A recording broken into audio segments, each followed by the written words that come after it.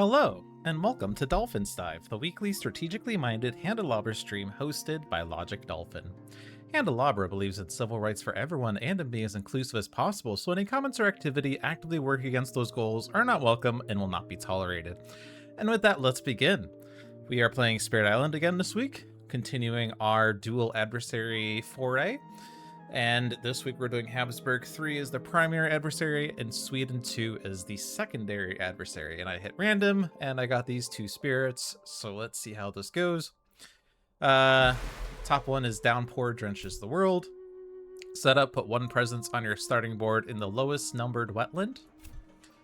Special rules, drench the landscape, spirit actions, and special rules treat your sacred site as wetlands in addition to the printed terrain.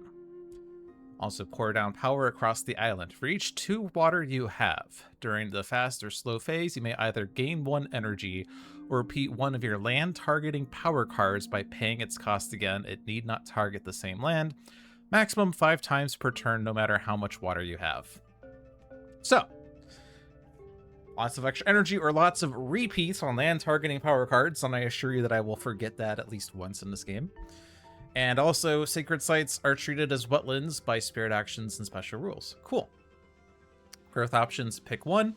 Number 1, reclaim cards, gain power card, move a presence at range 2. Number 2, add a presence at range 2, add a presence at range 2, gain 2 water and discard 2 power cards. Number 3, gain a power card, add a presence at range 3, gain 1 energy. Starts at 1 energy per turn and 1 card play, gets up to 2 energy and 3 card plays, and a lot of water. 1, 2, 3, 5, 6 waters.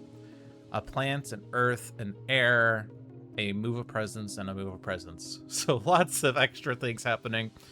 Even though it's only 2 energy on the tracks, for each 2 water you have, you could gain an additional energy instead of repeating a land targeting power card. Basically, paying its cost plus 1, I guess, is a way of thinking about that. Innate powers, rain and mud suppress conflict. At 1 air, 3 water, each of your presence grants defend 1 and lowers Dahan counterattack damage by 1. At 5 water, 1 earth, each of your presence grants defend 1 and lowers Dahan counterattack damage by 1. And at 3 air, 9 water, 2 earth, 2 fear, in your lands, invaders and Dahan of -1 health, minimum 1. So lots of water makes that better. Water nourishes life's growth. At 3 water, 2 plant, gain 1 energy. You remove a blight by removing one of your presence from target land. At 5 water, 1 earth, 2 plant, gain +1 energy, gather up to 1 Dahan. And at 7 water, 2 earth, 3 plant, when blight would be added to target land, instead leave it on the card. So blight removal and prevention, and also energy. Cool. And our innate powers. It's been a while since I've played Downpour. Unbearable Deluge, 1 fear, push 2 Dahan, defend 3 if target land is wetlands isolated. Dark Skies, loose a stinging rain, isolate target land, push up to 1 explorer and up to 2 Dahan. Gift of Abundance, target spirit either gains 2 energy or repeat 1 power card this turn by paying its cost. Either you or target spirit may add destroyed presence to wetland where you have presence.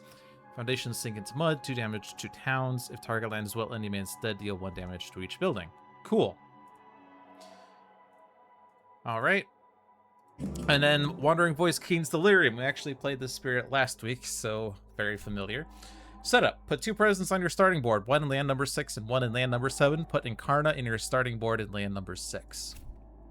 Special rules. A Clarion Voice given form. You have an Incarna. It may count as Sacred Site. If empowered, it isolates its land. Spreads Tumult and Delusion. When your actions add or remove Incarna to land with invaders, add Strife in a destination land. It lands with or adjacent to Incarna. If Strife is present, Dahan do not participate in Ravage. Senseless Roaming. When your actions add Strife to an explorer or town, you may push it. So lots of things involving Incarnas and Strife and Dahans. Your Incarna may count as a sacred site. It always may count as a presence, but with the spirit, it may count as a sacred site. If the Incarna is empowered, it isolates its land. Growth options, pick 1. We have reclaim cards, add move Incarna to land with your presence, and gain 1 energy. We have number 2, add presence at range 3, add a presence at range 1. And number 3, gain a power card, add a presence at range 2, gain 1 energy, and gain air. Starts at 0 energy, 1 card play per turn, goes up to 4 and 4. Gets sun or moon, air, push your Incarna, and reclaim 1. Innate powers. At 1 air, you may push Incarna. At 3 air, you may push Incarna. At 5 air, you may push Incarna. And at 2 moon, 1 fire, 4 air, 1 plant, empower Incarna. And you only have to empower the Incarna once, so this is just the criteria for empowering it. Mind Shattering Song. At 1 moon, 2 air, 1 fear per moon you have. At 1 sun, 2 air, 1 damage per sun you have to invaders with Strife only. And at 1 sun, 1 moon, 4 air, for each sun-moon pair you have, destroy 1 invader with Strife. And then these powers that we saw last week. So I don't need to read these because I know these. That's the only reason I read them. Read the other ones was because I was less familiar with them. Although I do read everything, so you never know. Alright, so primary adversary is Habsburg 3. Additional loss condition, irreparable damage. Track how many blight come off the blight card during ravages that do 6+ overkill to the land. If that number ever exceeds players, the invaders win. The escalation, which happens in stage 2, is seek prime territory. After exploring on each board with 4 or fewer blight, add a town to a land without towns or blight. On each board with 2 or fewer blight, do so again. We have migratory herders. After the normal build step, in each land matching a build card, gather 1 town from a land not matching a build card in board and land order. More rural than urban. During setup on each board, add a town to land number 2 and a town to the highest numbered land without setup symbols. During play with invaders would build city in an inland land, they instead build 2 towns. And fast spread. When making the invader deck, remove 1 additional stage 1 card. New deck order 1-1-2-2-2-2-3-3-3-3-3. You also have Sweden 2. No additional loss condition. Escalation, which happens in stage 3, swayed by the invaders. After invaders explore into each land, if that land has at least as many invaders as Dahan, replace 1 Dahan with the town. Heavy mining, when a ravage does 4+ overkill to the land, add an extra blight. The additional blight does not destroy presence or cause cascades. And population pressure at home. During setup on each board, add a city to land number 4. On boards where land number 4 starts with blight, put that blight in land number 5 instead. So there's no invader deck manipulation here, so the only one is in Sweden 3. Otherwise, we would do the order secondary adversary and then primary adversary, I believe. So this is the deck. Clear card distribution, we have +1 at tier level 1, +2 at tier level 2, and +1 at tier level 2. So it should be 4, 6, 3. Whatever it's worth. I'm interested if irreparable damage also counts the extra blight off of heavy mining. If it does 4+ overkill to the land, add an extra blight. How many blight come off the blight card during ravages that do 6+ overkill? Sounds like it does, which means we really can't do 6+ overkill to a land ever. I mean, if it ever exceeds the player, so we get 1 freebie, but we don't get 2 freebies, allegedly. Maybe. I don't know. We'll see. There's no extra damage. It's just basically effects to overkill damage, affects the setup, the escalations, of course, build action changes, build changes. We have a town to land number 2, a town to the highest numbered land without setup symbols, a city to land number 4, or the blight in that land moving to 5 if it's in that land. Okay. We'll see how this goes. This is difficulty 8. And by the way, it says gather a town from land not matching build card and board land order. So it's going to start on board B, going 1, 2, 3, 4, 5, 6, 7, 8. And then board F, 1, 2, 3, 4, 5, 6, 7, 8, if it matches the build card. So it's going to be the top board first and the bottom board for the times that is relevant.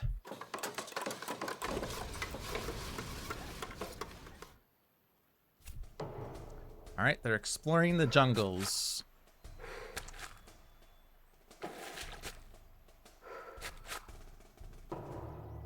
So you have just 1 more stage 1 card, and then 4 stage 2s, and then 5 stage 3s. So stage 2 will be fast.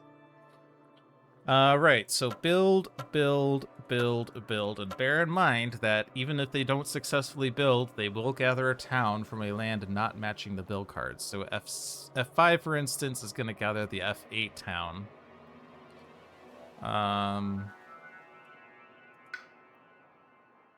There was a blight in F4, it moved to F5 per the setup rules, and same for B4. So the starting blight is in land 5 on both boards. Cool. All right. Where do we begin? Downpour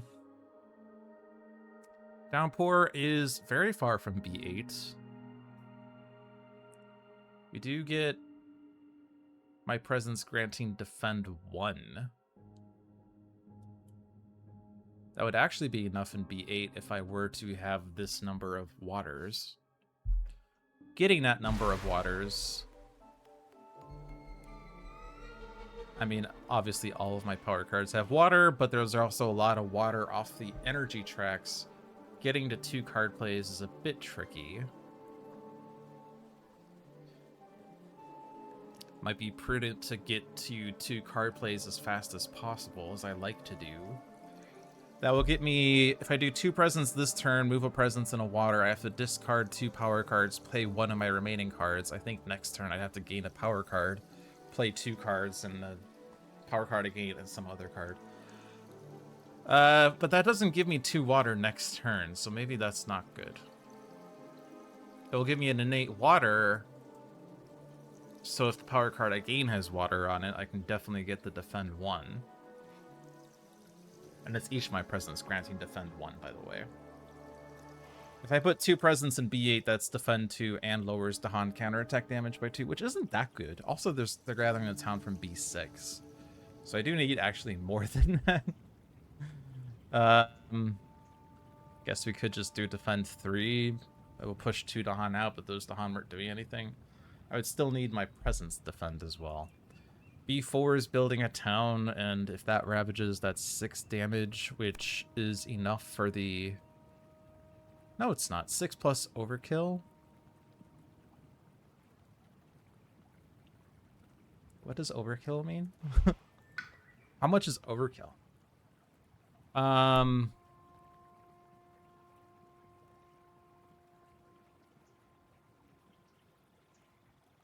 This is normally 6... When it ravage does 6 to the land, right? Right? So overkill is extra beyond 2, right? Reference! Give me a definition of overkill. Overkill is not defined. Okay.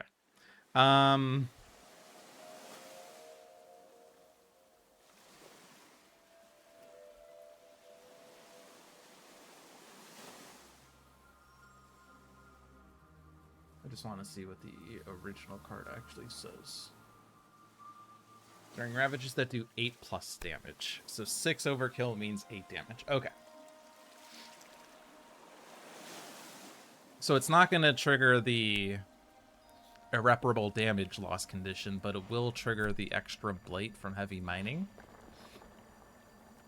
Same is going to happen in F2. We can actually... Well, it doesn't... Oh, yeah, no, it does kind of show 2 blight off that, but yeah. But F6 is also of a concern because it's gathering that nearby town. I mean, like, at least with Wandering Voice, he can put Strife down, and I'm less worried about that, honestly. I'm honestly inclined to growth option 3 here to gain that power card, and then decide what 2 cards to discard next turn. I think that gives me more options, as I don't have to discard 2 cards this turn. This will give me a move presence, which is relevant for, like, the 0 range things. Guess we could do 2 damage to a town, kill one of the towns in B8, that way I don't have to do extra defend there.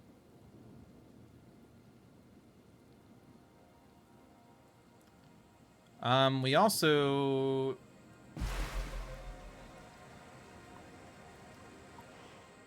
I will not have 2 waters, so I can't repeat this. But bear in mind that we do have that land targeting power cards. We can repeat them at cost. So we could, for instance, just repeat this next turn.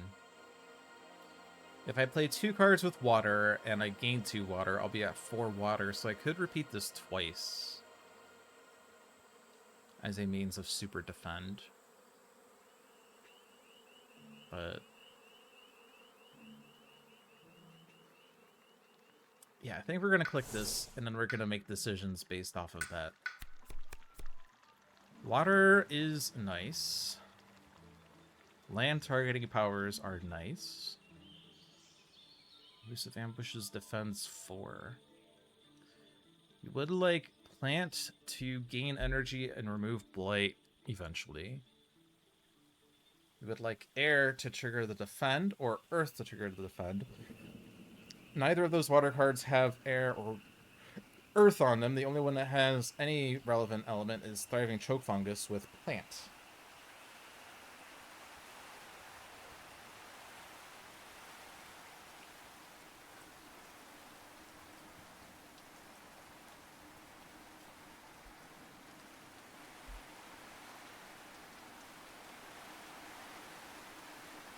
Don't think the other power cards are necessarily that good.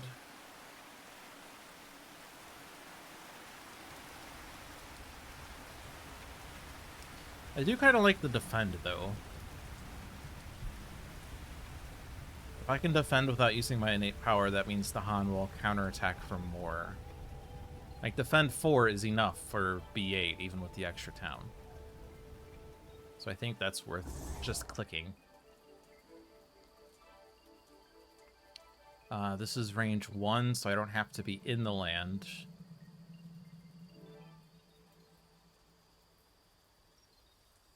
I do need to be nearby.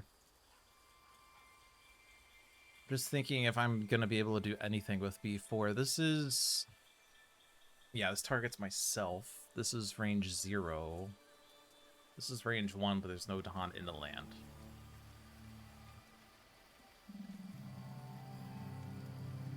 We could also isolate a land, because gathering a town fails if the land is isolated. We could just isolate B8, push the Explorer, push 2 Dahan. It doesn't build, and it can't gather.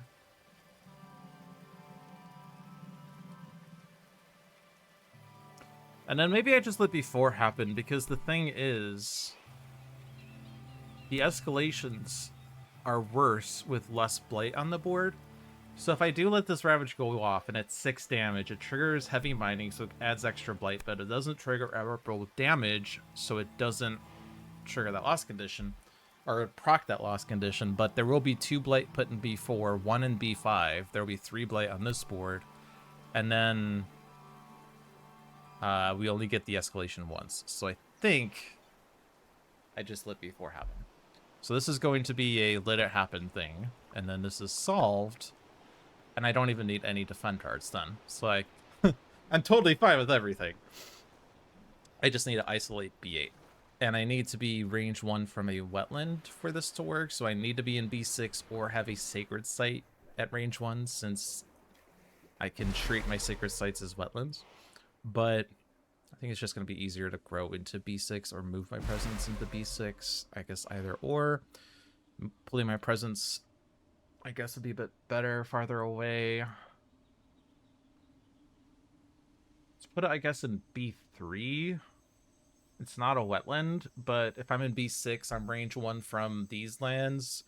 If I'm in B3, I'm range 1 from these lands, and then 1 more presence in B3 makes a wetland. I haven't decided. I guess that's the only card I'm playing, right? So it doesn't matter what other card I play, because there's no other card. Okay. And the next turn, I do middle growth option, discard 2 power cards, get up to 2 card plays, gain 2 water, play 2 cards.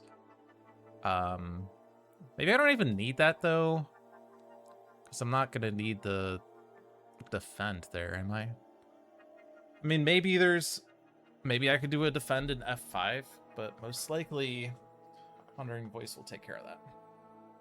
Speaking of Wandering Voice, King's Delirium.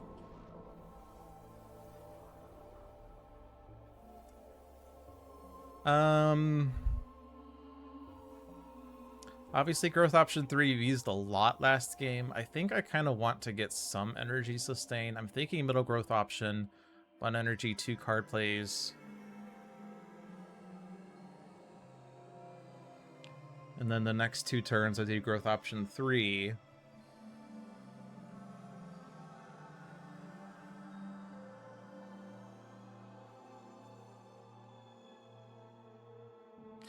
I mean, I think what I was thinking of last game that I didn't end up doing was going up the card plays track, gain power card, then double presence. That gives me 2 energy, which is enough to play these 2 cards, but I have to gain power cards that are free. But if that happens, I can get to the Reclaim 1 spot. 2 cards gain 1, 2 cards gain 1, so I'd be at 2 cards. On the Reclaim 1 turn, I have 3 cards in hand, I can play all of them. But again, the only issue is energy with that.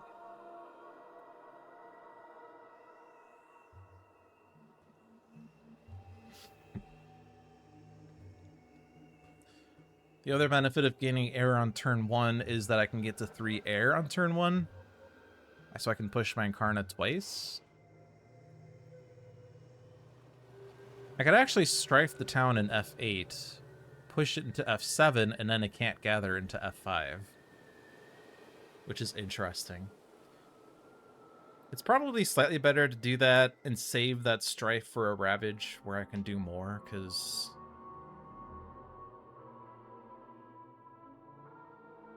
Actually, if I get 2 pushes, I could strife the Explorer, push him away, and then there's no town near F5 to gather into.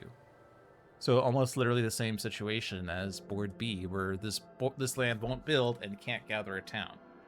And then F2, we want to have Ravage as well, for the same reason, that it will put 2 Blight down and prevent an escalation. Well, prevent the double escalation, rather. It will still escalate once, but not twice. I can kind of dig that. To do that, I will need 3 pushes of my Incarna.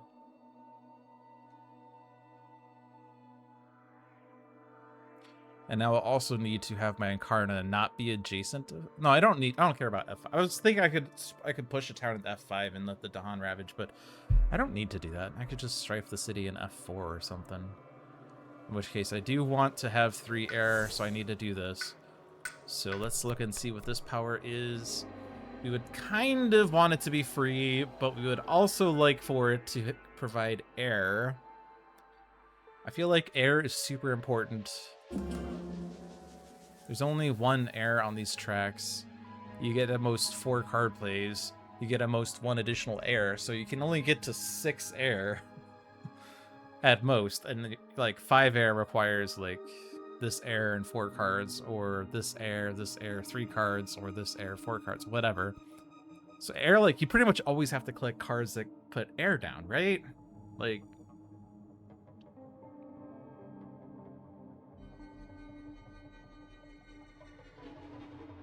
I mean, is there any reason to do the others?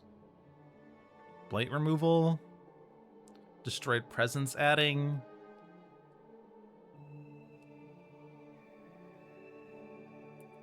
I kind of like Call to Trade, though. 9 Rebiters is a free card that pushes 2 towns. There's also Gift of Abundance that lets me repeat a power card by paying its cost. Gift of Abundance can only target Wandering Voice.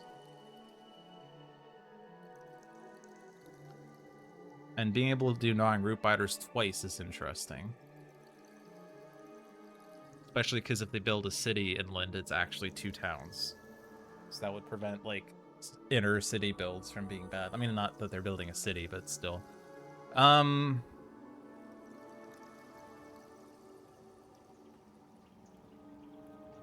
Turning Ravages into builds, though, is nice. If it's a Ravage that we can't stop outright, right? I think it's still good.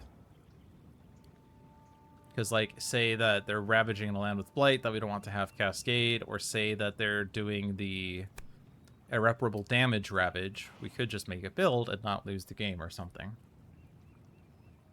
That plus the air is useful. Are the other elements on there useful? Plant is only for 1 turn useful.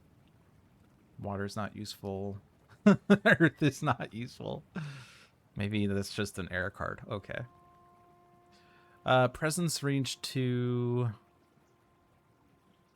If I'm playing 2 cards, I guess the question is, what are the cards? We can push a city with Twist Perceptions.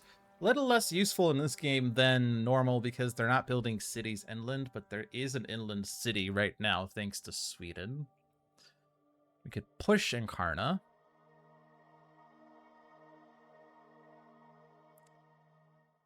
Pay 1 energy or discard a power card to take a minor power into their discard. We're not going to be able to do that.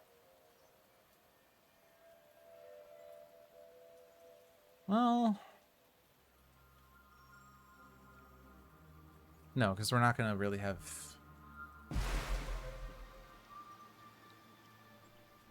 We don't really have much energy unless I discard 2 energy 1 cards next turn, but...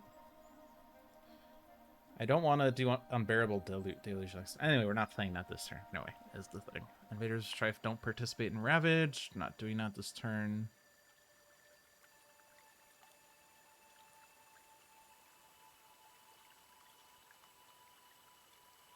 I don't want to gather a town near to F5.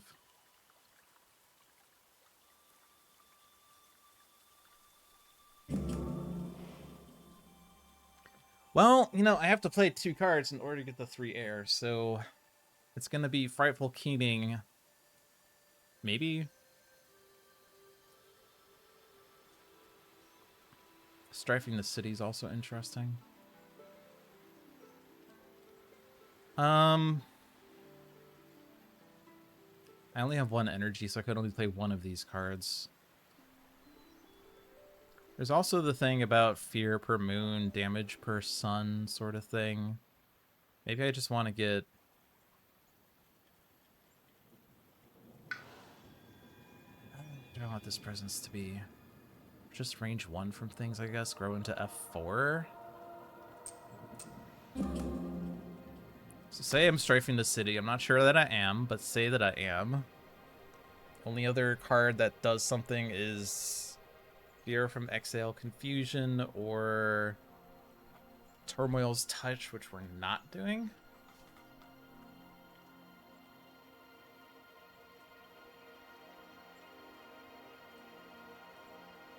I mean, I guess we could just do Unbearable Deluge next turn. We don't have... I mean, it does generate fear. We don't have to use it for the defend. We could isolate Wetlands, I guess. We could repeat this power. Next turn, I'm gaining 2 waters, gaining a water, playing 2 water cards. So I'll be at 5 water. Which means I can gain 2 energy or repeat one of my land target power cards by paying its cost twice, or 1 of each. The question is, like, what would be better? I have to... Like, this is a card that is free, so I could just play it at cost of 0 to get an extra fear. Or to push to Han. This is not a land targeting power.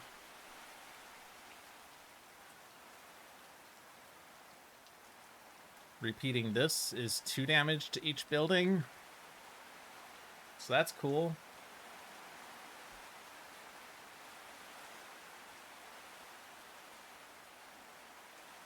That said, I guess, wait, so this one was 1 energy. I guess we could get an energy next turn with my water. So I guess this is better for next turn.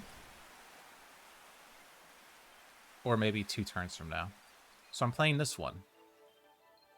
I guess I can't really say 2 turns from now because I can't do the Reclaim 1 thing. I guess I could just gain power card. Yeah, I guess we could just keep spamming this button to get the 3 card plays and still be able to play cards. I don't know. Seems like I'm doing the same thing I was doing last game. Currently, no valid target for Exhale Confusion. That's not true. Well, yes, it's presently true, but...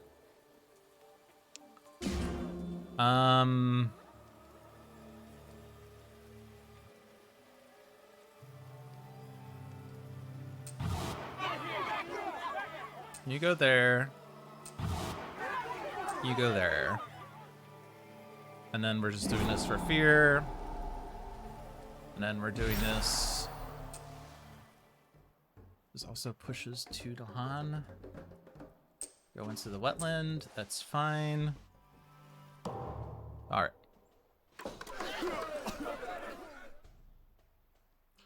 We get to choose the town together.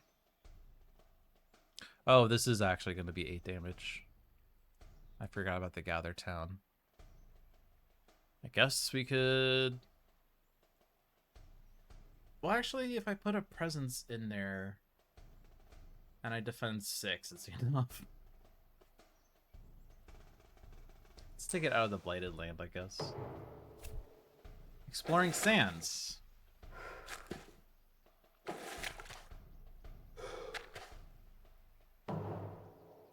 All right.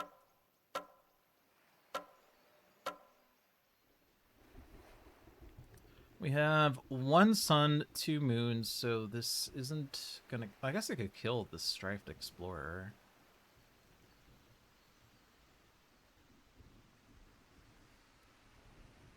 We could put the Strife City in B3 in hopes that it will do enough damage. I mean...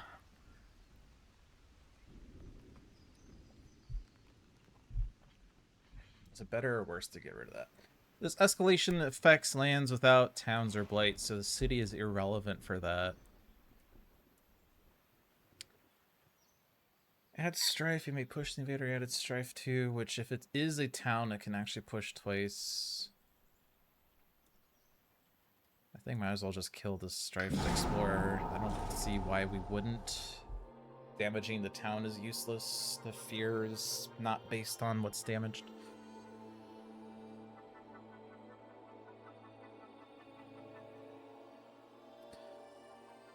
So currently B3 is building a town and it's gathering a town. If I push a town into there, it will build a city and gather a town, which is less ideal. If I push the city in there, then it's not going to affect the build. You could also strife the city in B4 and then not have to worry about that ravage at all. Except it's not going to do 4 overkill damage. I would need to strife the town in order to actually deal enough damage.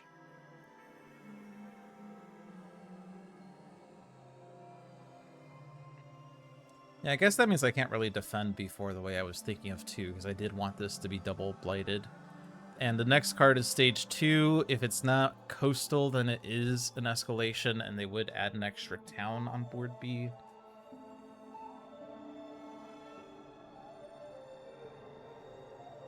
And it's really hard to just defend 2. I have a defend 3 and I have a defend 4, but not defend 2.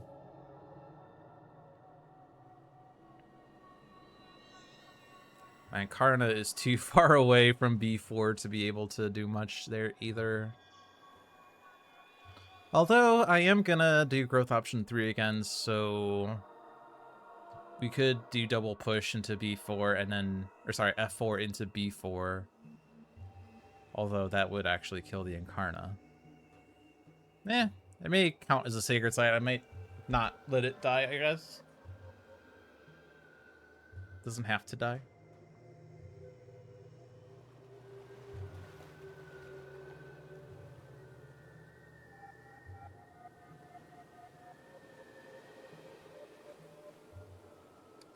Kind of wish there was more to Han in the B3 area, because I feel like I want to put a lot of buildings in B3 this turn.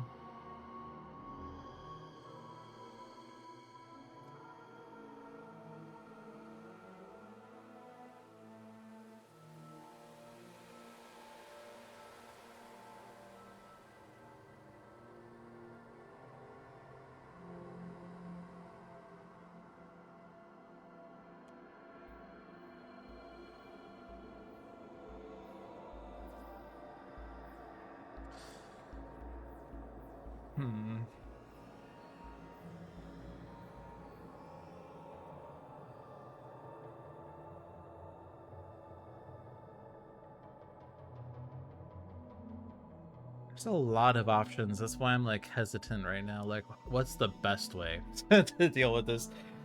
The answer is it's not that big of a deal. I'm just spending too much time.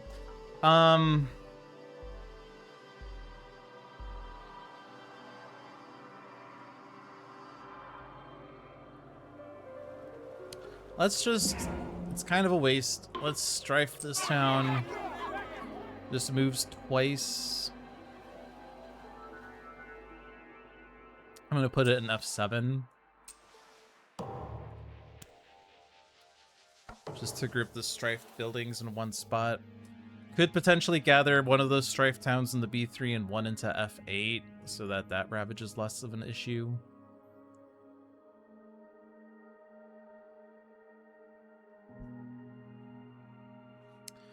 So now in theory, I'm clicking this growth option and I'm discarding 2 cards.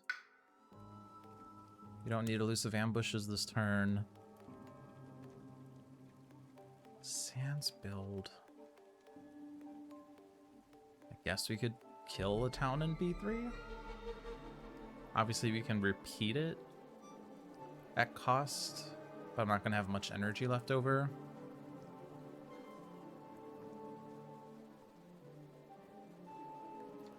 Neither of us have destroyed presence right now. Let's just get rid of that one. I'm not committing to this. I just want to see where I'm at. So, Unbearable Deluge, we're just basically doing to get fear. Foundations sink into mud. Kills the town in B3. Assuming that I do want to repeat it, repeating it in B5 would be prudent. So I guess that's where this presence is going. And the other presence can go somewhere. We don't have any wetland considerations this turn. I guess this presence, I could have moved my presence from B6 into B5 as well, I guess. But we don't have any wetland considerations this turn. The only wetland consideration is Dark Skies, really, for now.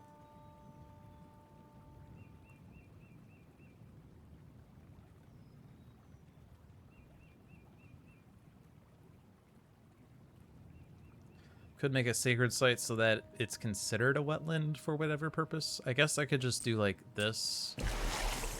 Again, I'm not committing to this. This is just a thought, but now this is a wetland. That's a wetland for whatever purpose. I have these card plays. I could repeat Unbearable Deluge for extra fear. I could repeat Foundations for extra damage. I could gain an energy off Unbearable Deluge and repeat Foundations Sink, or just gain 2 energy. Options. We also have two tracks of this, which I don't think is going to be relevant. Because we do want this Ravage to go off, and we want that Ravage to go off. So we don't need any defend unless I feel like F6 is going to Ravage. Which it could. But anyway, let's see what this is now. Air is priority. Dire Metamorphosis is one of everything. Adds a Strife. Strife is always nice. We are going to be at 1 Blight on our Blight card, though. So maybe that's not super nice. It is a moon, though. Swarming Wasps is free, which is also nice. But it doesn't grant any sun or moon. Dire Metamorphosis grants a moon, but that's pretty much it.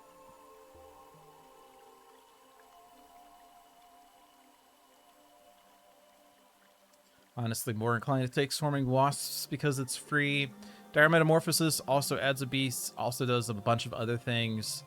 Also puts a Strife down to push a Town or Explorer. Also puts a Wild and a Disease down. But I am wary about flipping the Blight cards super early. It could win us the game, it could lose us the game. Let's just postpone it. If it was the only card that had air on it, I might consider it. Okay, so none of these are Sacred Site things. The only thing that's technically a Sacred Site thing is Mind Shattering Song, but that requires Strife anyway.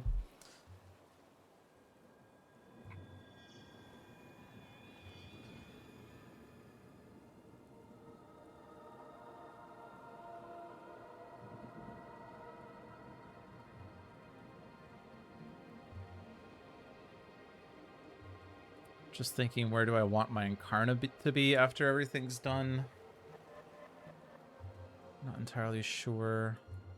Range 1 visibility there. Range 1 visibility there.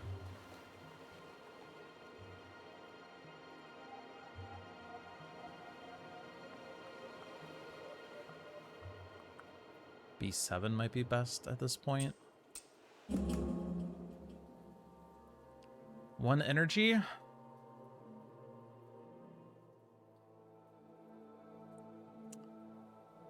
Could do Call to Trade in F1 next turn to prevent that Ravage.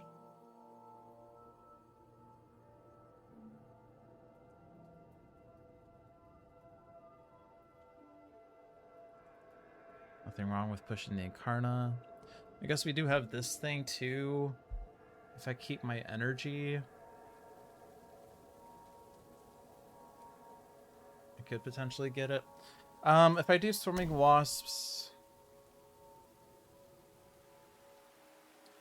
maybe I want to keep the sun for next turn, so I could kill a town or something.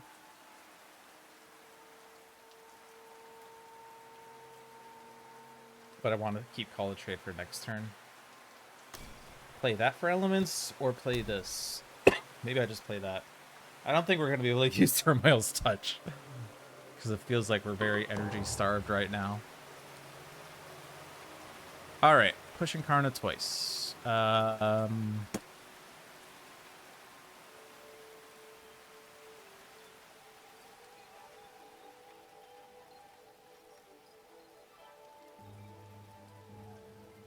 I feel like strafing the city is nice.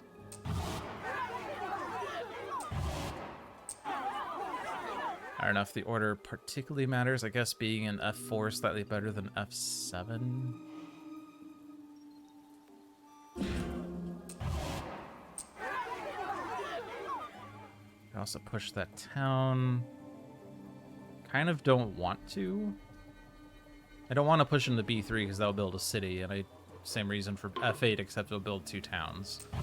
Nor do I really want it in F4. Like, I don't think it's really going to do much. Let's just leave it where it is. It's fine. And beasts will land without Blight, so I can't target B5 with that. But this could just add a beasts. Let's just group the beasts together. Maybe the beasts deal damage and we can do cool things.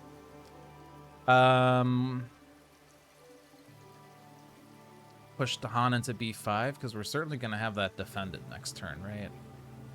I'm not in B6, though. I could have been in B6. I didn't need to put my presence in B5. So I guess we go back to here. Undo my movement.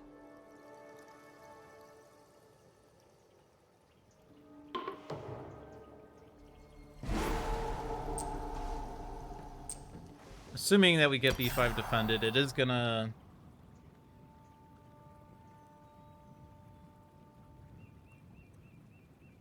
gather a town. Is it? If we gather B4, then B5 doesn't gather a town, but I'm not sure that that's super nice, because that does put a town in the B3 that's not strafed. But anyway.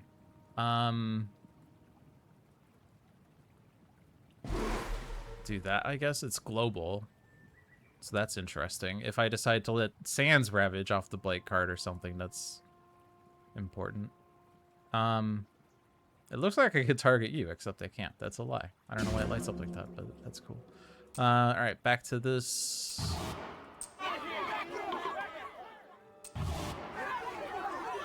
Storming Wasps there again. Question is then whether I want to generate more fear or push more Dahan or something. I don't think there's a reason to push out of B3. We'll die in B4 and everything else is not doing anything, and I kind of want B3 to ravage and have the Dahan kill anyway. So I don't have to also gain energy. This is not an option, like one or the other. I could choose to not repeat it and then gain energy later. I guess I can decide whether I'm gaining energy at the end of the turn. It's not going to be pertinent just yet. But I don't think we need that. Damaging a town is probably the better repeat anyway. I can only do it once, though, but I don't think... I would rather get an energy over a fear, I guess. So that's fine. Alright. Farmers seek the Dahan for aid. Oh, great. I love this. This is the first event card. The Dahan are uncertain whether to teach the invaders farming techniques more in tune with the island's life. You may spurn the invaders. On each board, 2 damage to Dahan and a land with buildings in Dahan. On each board, add a blight to a land with at least 2 buildings. And buildings have -1 health to a minimum of 1 until the end of the turn. Or we can teach the invaders. On each board, add a town to a land with Dahan. The next normal ravage becomes a build. That really, really screws with all of my plans. Also, do diseases on half of the boards rounding up. Add a disease to a land with both Dahan and invaders to 2 damage to Dahan there. So here's the conundrum. If we add Blight to a land with at least 2 buildings, either B2 or B4, obviously B2, either F2 or F7, obviously F7, that will destroy a presence, whatever. And then they add the double Blight in F2, so we actually flip the Blight card. But if I teach the invaders, they don't ravage, they instead build, which means we're not getting the double Blight that we wanted this turn, which means the escalation will be a bit worse.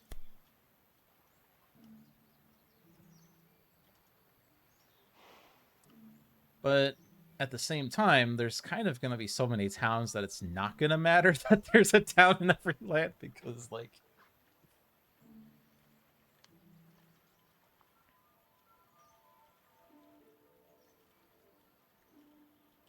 Teach the Invaders is actually adding a town to 3 lands this turn. Like, 2 additional lands, pretty much, because I could decide for them to put a town in places that they weren't going to have a town. Or that they weren't building or ravaging or whatever. Like, for instance, I could put a town in F6 and a town in B7. And then F1 builds and gathers a town, and then F8 builds and gathers a town. And then there's only, like, 3 lands that don't have towns, so 2 of them get towns, and then board B is probably about the same.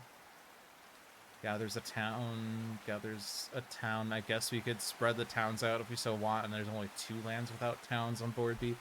But that seems a bit iffy. So is the -1 health pertinent this turn? We have 1 sun, so we could kill a town with Mind-Shattering Song.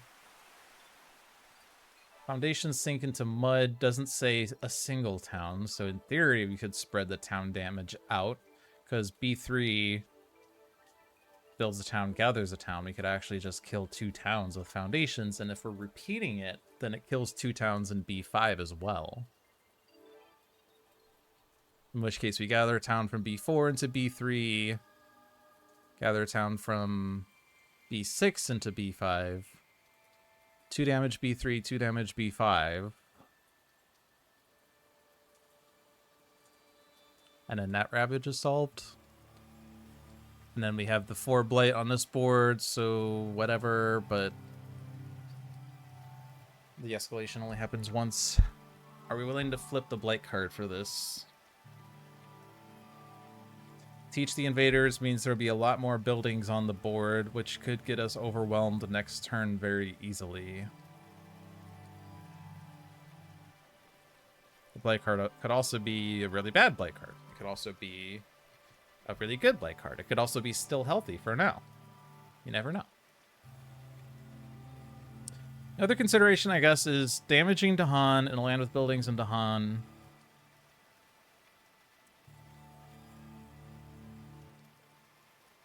I guess there's no lands where that's true, actually. Huh. Normally we'd have Dahan in ravaging lands, except that didn't happen this turn. Hey, at least I didn't put a city in B3 in the end, because then that would have killed a Dahan there. We do still have the disease to land with Dahan and Invaders, 2 damage to Dahan there, but that could go in F1. Still gathers from F2. So I'm convinced that Spurn is better.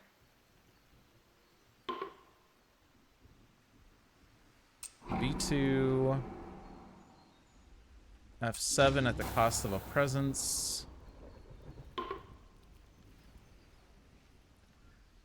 B3 is fine because we're going to kill both towns with a repeated foundations. B5 is fine because we're going to kill both towns with repeated foundations. There's no other land with Dahan and Invaders over there. On this board is only F1. But that way there's only 1 town in there. And we are going to flip the Blight card.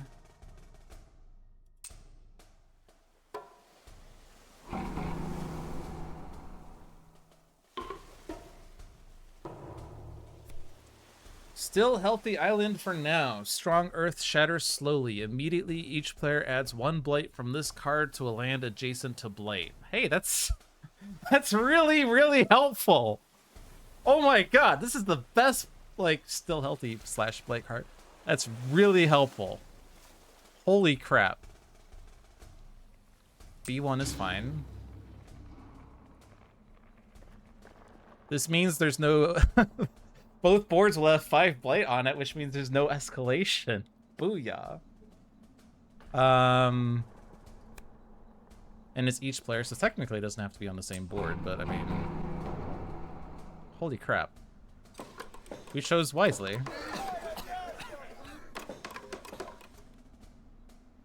So now there's 1, 2, 3, 4, 5 blight on board B. 1, 2, 3, 4, 5 blight on board F. Which means that the escalation doesn't happen. Alright, so because... It's probably better to gather from inland. As we said... Oh, actually, B5 is... or B6 is isolated. Okay, so I gather from B2 then. Okay.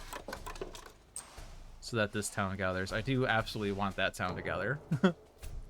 Coastal Explorer. Well, there was no escalation anyway, but whatever. B3 will need a defend from the explorers, but otherwise won't ravage, which is nice. So... Foundations. I guess you could argue that 1 damage to each building would do better, but actually they're the exact same. In this one, and actually I have to do 2 damage, but in B3 I could have chosen to do 1 damage to each each building. If there were 3 towns in there, that'd be better, but there were not 3 towns in there. I guess there is Frightful Keening.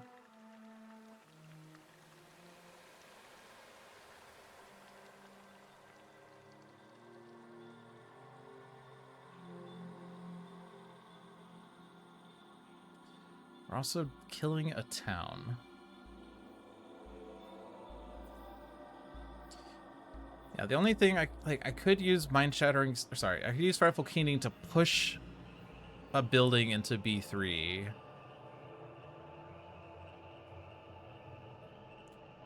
The problem is that it would have to be one of the Strife towns in F7.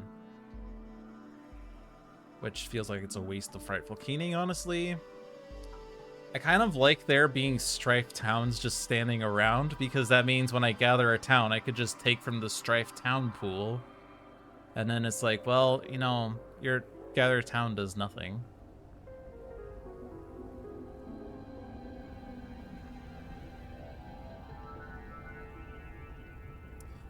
Could push this incarnate into F8, push the town out, and then Mind Shattering Song the other town.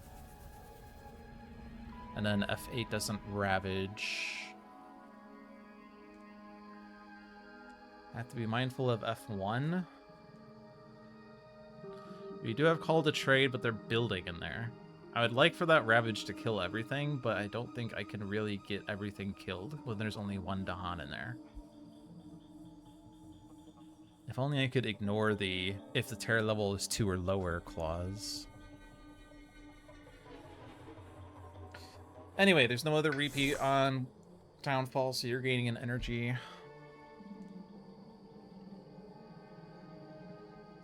This can't ever kill a city because it's only 1 damage.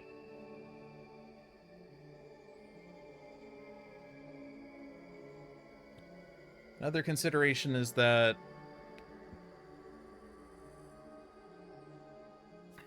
I push this into F2.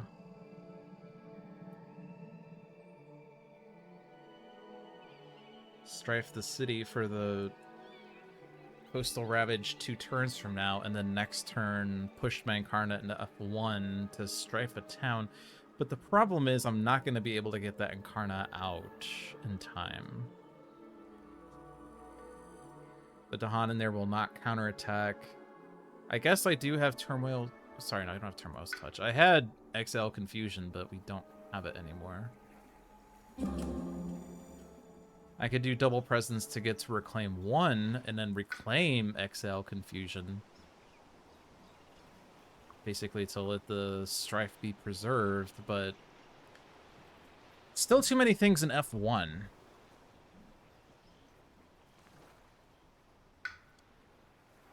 We do have a fear card.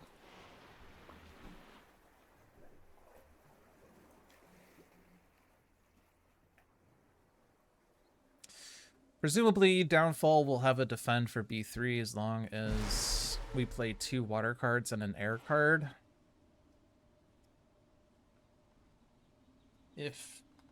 Even if the Dahan do -2 damage, it's 4 damage -2. It's enough to kill the 2 explorers. So that's fine, and then everything in B5 dies.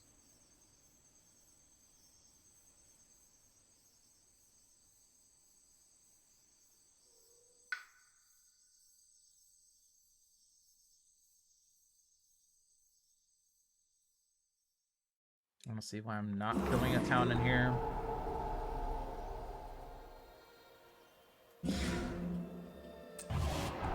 Just gonna have to do this and figure out what I'm gonna do later.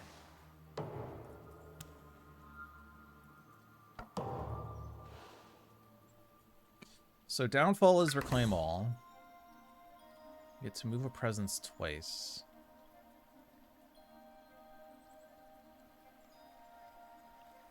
This one is range 2, this one is range 1. Let's see what this power card is. I was hesitating for a bit because I was thinking whether Downfall could help with the F8 situation, but kind of doubt it. Steam Vents is here.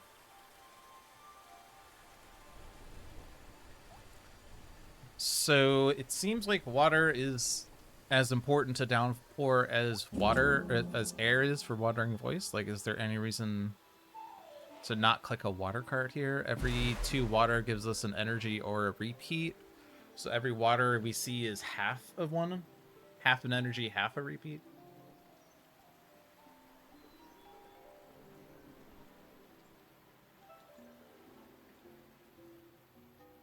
Steam Vents is probably slightly better, weirdly, because it gives an air.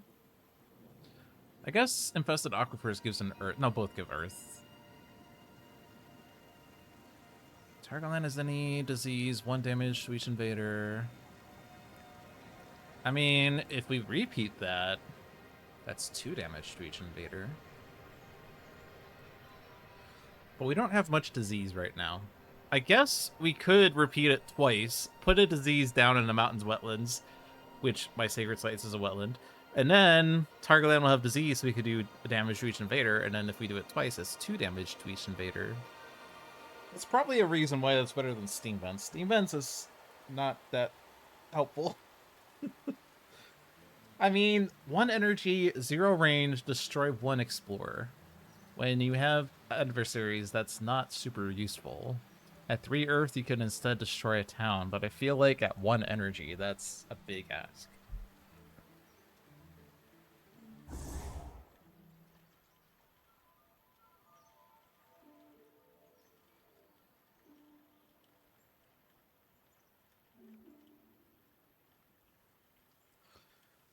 Gather town from a land not matching a build card. That's going to gather town from B4 to B1. B2 doesn't have one. B3 gathers from F7, which is Strife, so that's like already solved. F3 doesn't have one. F2 doesn't have one. F1 doesn't have one. So there's no town gathering outside of B3 and B1.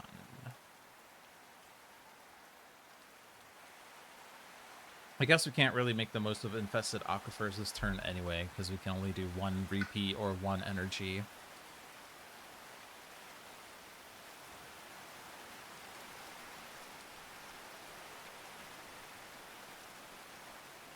The Defend 4 card from Downpour is probably the only way to save F1.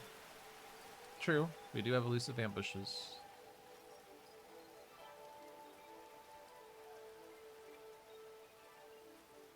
Should I have taken steam vents so I could actually kill both explorers and then defense? Oh, that stops the round. Did I choose poorly here? I guess I don't have enough energy to double play steam vents.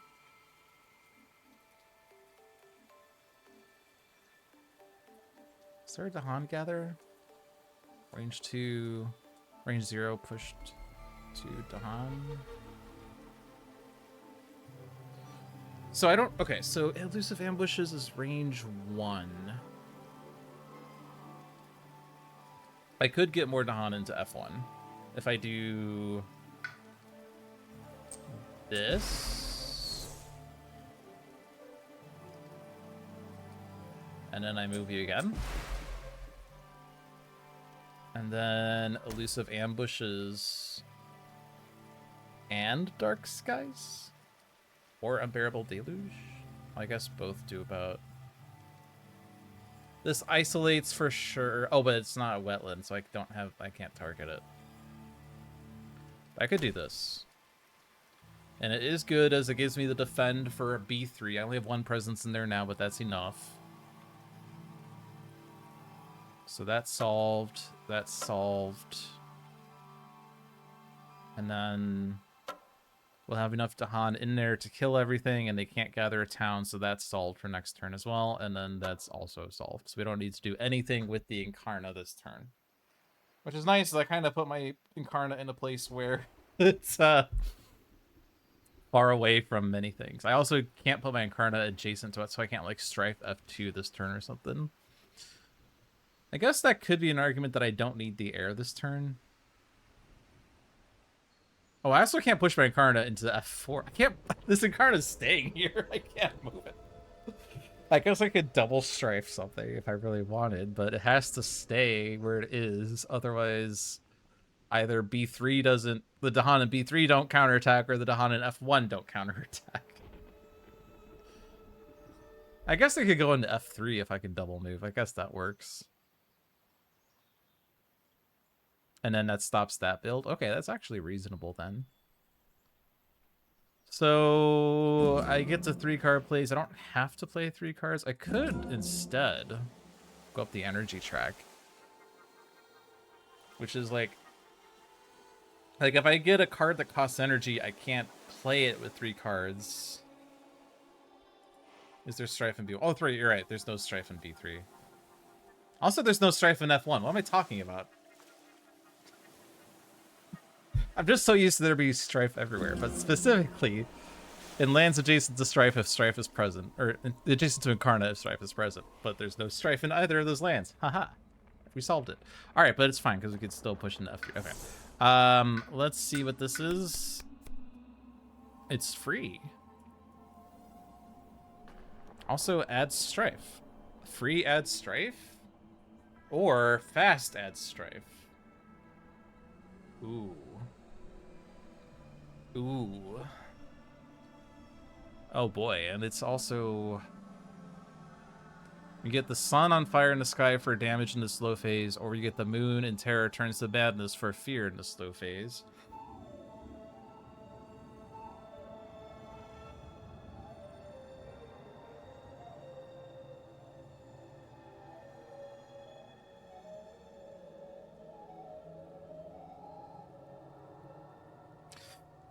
I mean, I guess we could save Call to Trade for next turn. Maybe that helps with a Ravage next turn. In theory, B1 question mark. So I could take Fire in the Sky. My Incarna counts as a Sacred Site. Fun fact.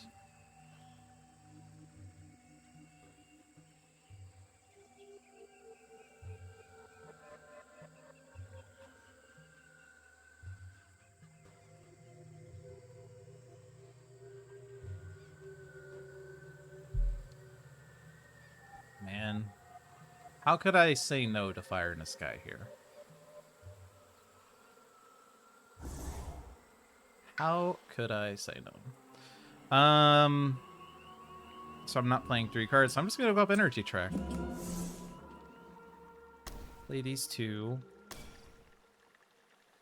I could pay an energy. You could pay an energy.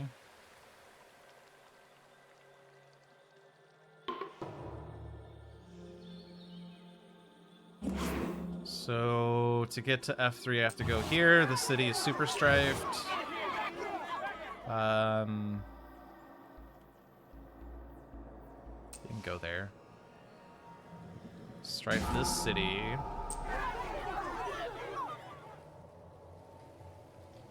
You do defend.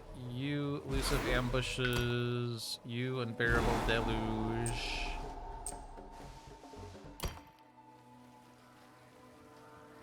Is there any reason to repeat these? Unbearable deluge is 1 fear, push 2 to Han.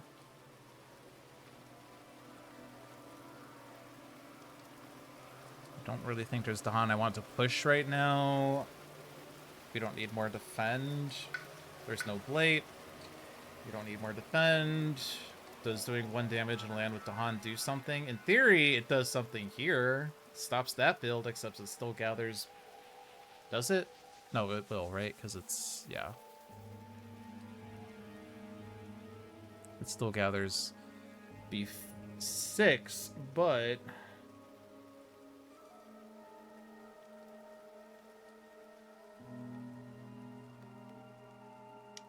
But there won't be 2 towns in there. I could isolate B6, but then they still build B1. It's the same outcome, except there's 1 extra explorer and 1 extra town.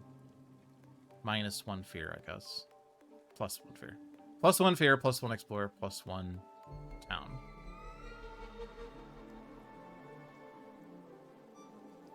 Plus they can't explore from here. Well, but they're gathering here anyway, so like that town's gone anyway. Nonetheless, it's probably still better to kill that explorer B1.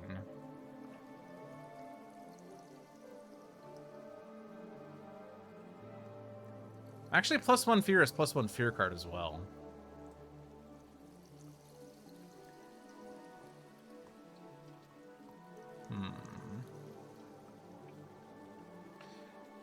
Maybe I do that then?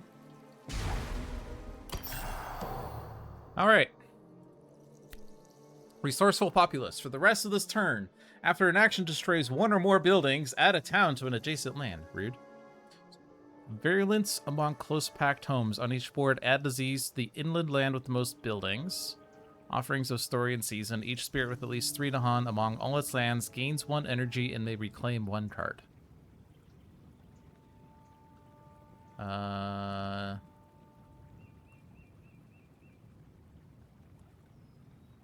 You have 2. Unfortunate. Also unfortunate that we're adding more towns, but whatever. It's fine. Everything's fine.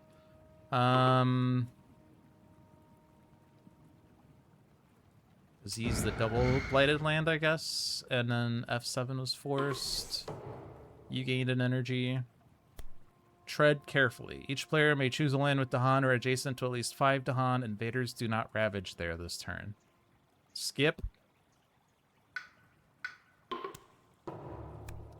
Immigration accelerates. Each player removes an explorer from a coastal land. Hey! We stopped the build in B1.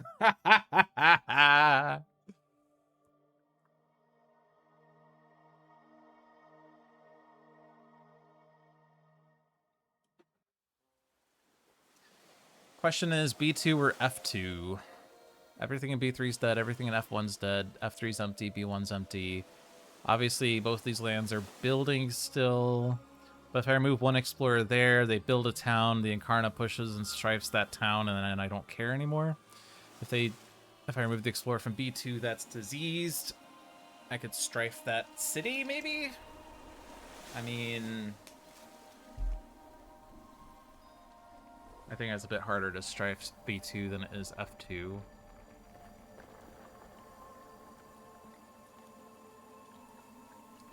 Do have call to trade. Can I get Dahan in B2?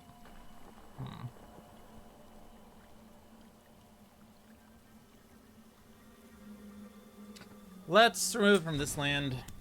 It's easier to solve that one. Click a land to ravage it up.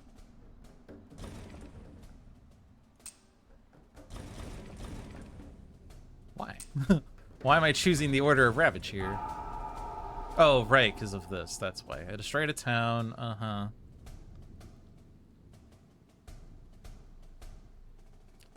If I click B5, it gathers into F2. If I click F6, it gathers into F1. So I just click F2 because that's the better outcome anyway. Okay. Jungle Explorer. They don't explore B8. Let's do this. Let's pay energy. You get rouse the trees and stones. I pay 1 energy. I call to isolation. These are not the same. This is not good elements. This is pretty good elements.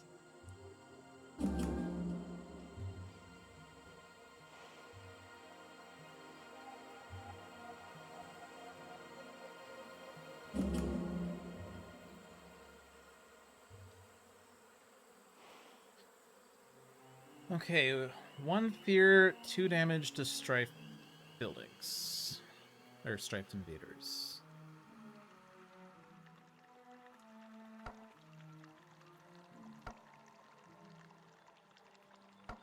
So let's see. Build. Ravage build. Build. Gathering from B7, allegedly. Would have been better for that town to be gathered into B1, as it turned out, maybe? I don't know. Also, this is from a sacred site. I don't actually have many options here. Okay. I assert dominance. I guess that's slightly better for it to kill this explorer, I guess, in theory. Okay. But now F2 is a concern.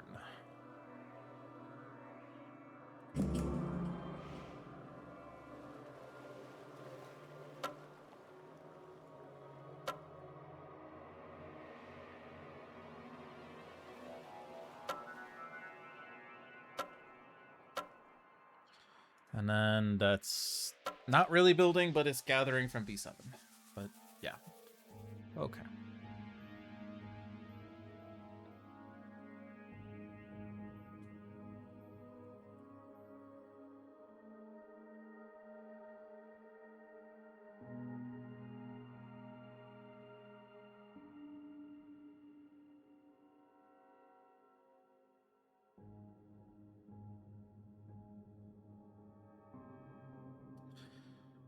What do we do?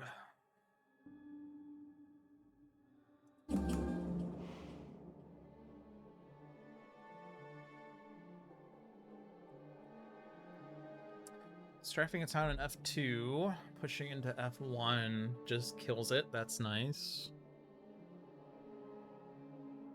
If I get Dahan into F2, then they build instead of Ravage, which punts the problem till next turn.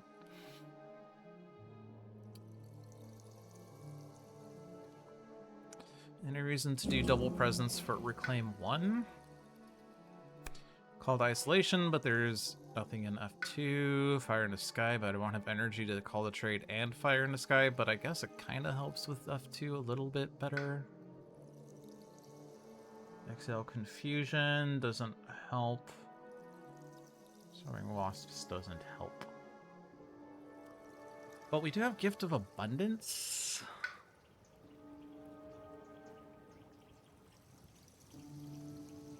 Push 1 Dahan into F2 and then push something out of F2. Yeah, that would be great.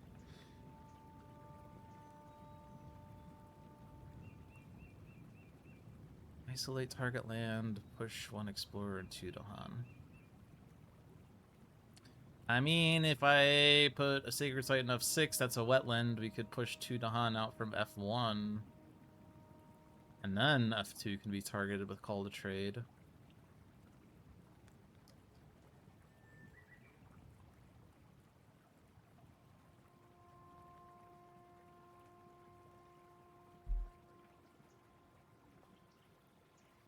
It punts the problem, but it gives me more time to strife everything in F2.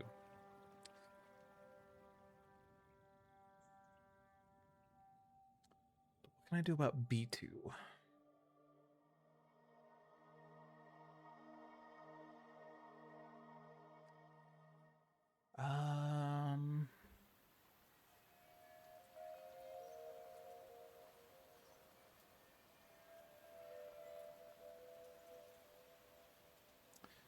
If I were to get each of my presence grants defend, I would need 2 presence in B2. Bearing in mind, I have to put a presence in F6. If I put 1 presence in B2 and push the presence out from B3, that would be enough. So I do this growth option for all the waters, so I can get that.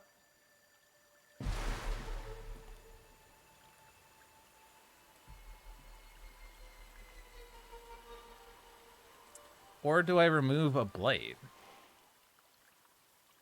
Well, if I let the land ravage, but I remove the blade.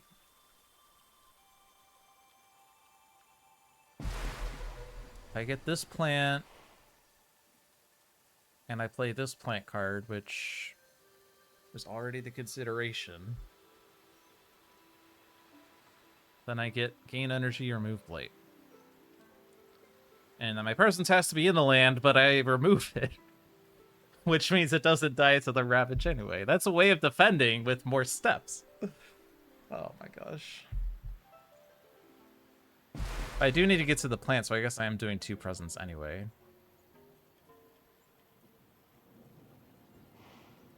So I certainly don't have 2 plant cards here. So let's think about this. If I do this, I'm discarding 2 of these cards, so I can't play more than 2 cards anyway, I guess. But I do need the plant anyway. So I put 1 there, I put 1 there. I push this presence from there. Not push, but move, rather. I need to play Dark Skies to push Dahan from F1 into F2, and then Gift of Abundance to get the plant. So I'm discarding these 2 cards. And then I don't have... I don't have the 5 watt. I don't have the earth.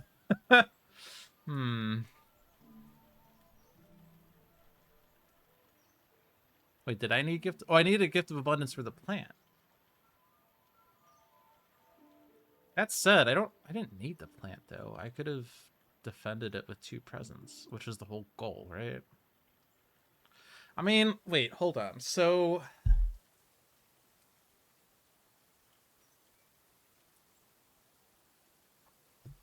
was one of the cards I discarded an earth card? Infested Aquifers, Foundation Sink. Yes, all of the above, I guess. If I don't do Gift of Abundance and instead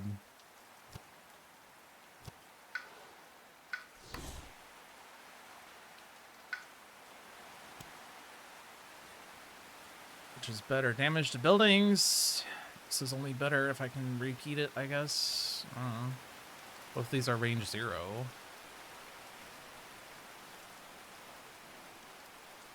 Which is not useful for jungles this turn.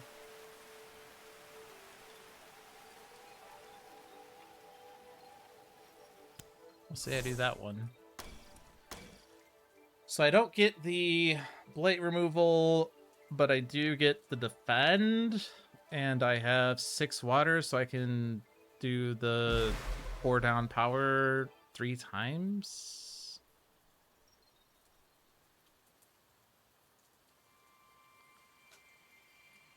I guess it's useful because I could then isolate B6, which stops B8 from building or gathering the town.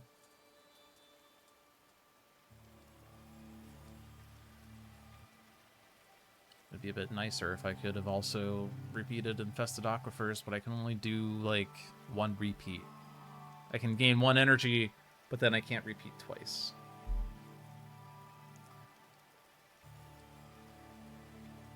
Anyway. Call to trade there. Put the Dahan there.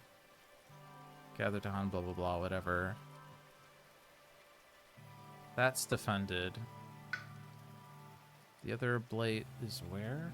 Oh, it's the Sweden blight, that's why. Okay. So that takes care of the 2 ravages this turn. Okay, cool. So that solves that. All of that was done without consideration of what Wandering Voice Wandering Mind is person in the Discord. That's not what I meant. Wandering Voice. Wandering Mind, if you're watching this, hello, how are you doing? I reached for the wrong noun there. Anyway.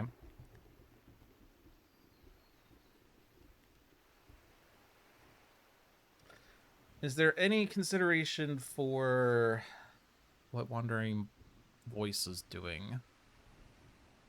That would make sense. They're gonna build an F2 twice.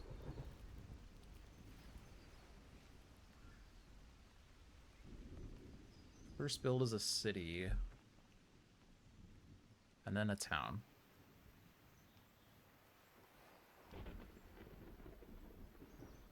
I feel like it's just going to be growth option 3. I could do growth option 2 to get to reclaim 1, but really the only things I would want to play cost energy anyway. So let's just get energy. Plus range? That's the only air card.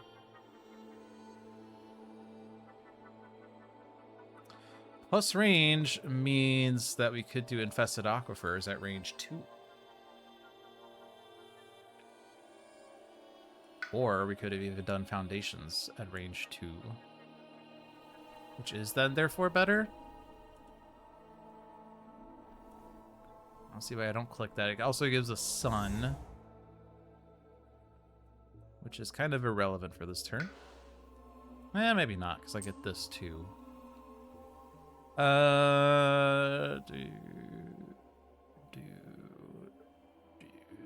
if this is defended, this gives me range 1 to all lands.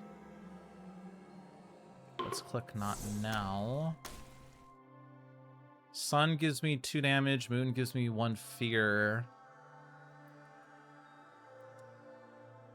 Pushing this twice. And this build's not going to happen because I'm going to push this Incarna over to F6. Okay. So then I do this... Nope, not that, actually. I want that. I do this.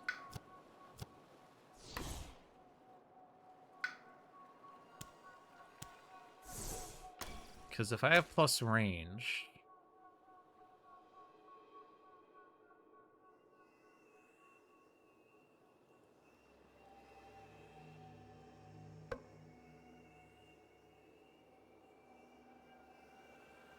Force building, by the way. Or I guess it's disease, but it's still a thing I have to figure out for next turn. But that's okay. We have elusive ambushes or something. I don't know.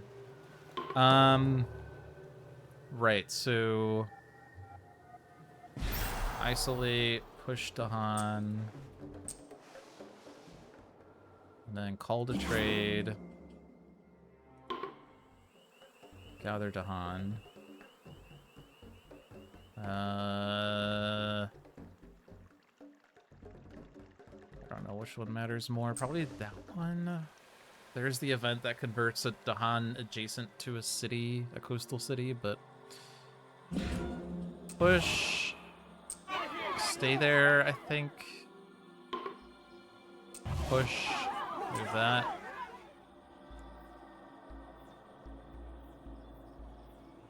Reaching grasp to you.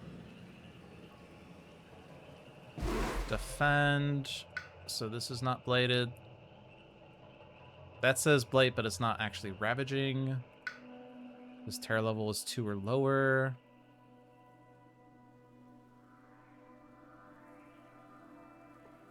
We need to repeat this. We take an energy and we do this.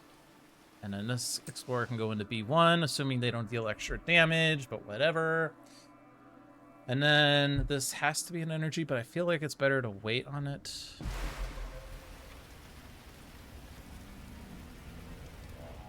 Maybe? The energy could help for choice events, but it could also... What are the things that take energy? I feel like it's mainly Blake card effects. So I'm gonna take the energy now, I'd say. And then I don't need to gain the element yet. Urban development. During the next normal ravage, each city does +2 damage. That doesn't do anything. Lingering plagues on each board. Add disease, ignore disease. Pierce me in. 1 fear per land with invaders where Dahan outnumber buildings. Okay, so we do have infested aquifers. Oh no, B2? Oh, B2 is. You're right. It is actually relevant. B2 is blighting now. Womp womp. I was thinking, oh, this is not even ravaging, but yeah, this is a city. Cool. Okay. Well, that happened. Add disease, ignore disease. Infested aquifers, mountain wetland. No. If land is disease, damage to each invader. I don't know where that's going to be most relevant. Let's just click there, because that's going to be terrible. And then click here, I guess? I don't know. Alright.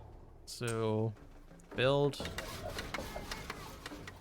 Ravage. Let's do the ones that are solved first before something worse happens to them.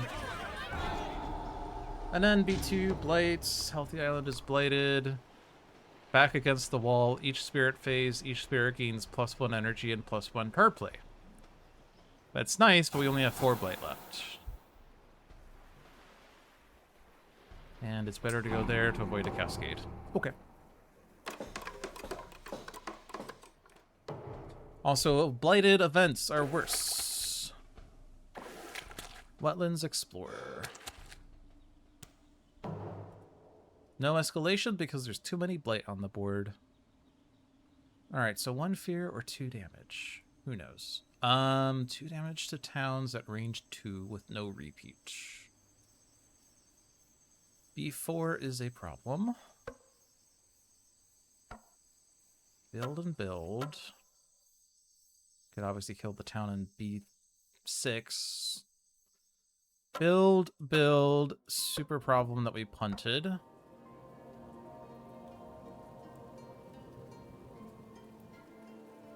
But how far away are we from being able to solve this? 9 damage? That's rather far.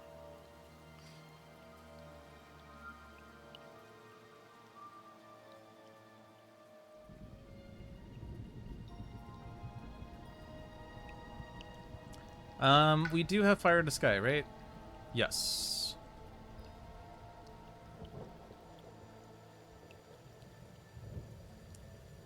I feel like we're gonna have to try to defend it with elusive ambushes and Fire in the Sky and then vacate this Incarna so that the Strife does something. Or the invaders do something. Or the blah words. So let's kill a town there. Gain a sun and kill a Strife town because there's only 3 Dahan here. How stupid of an idea is that? So that's now 7 damage. Strife the city, that's 4 damage. Defend 4 is enough. Obviously it doesn't kill everything, but it kills 2 cities, which is nice. B4, on the other hand. I mean, we could just let this build again. We could just do that again. Maybe I just do that again.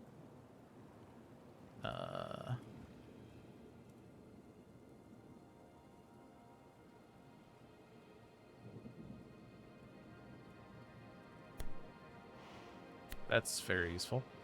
Undo. Undo.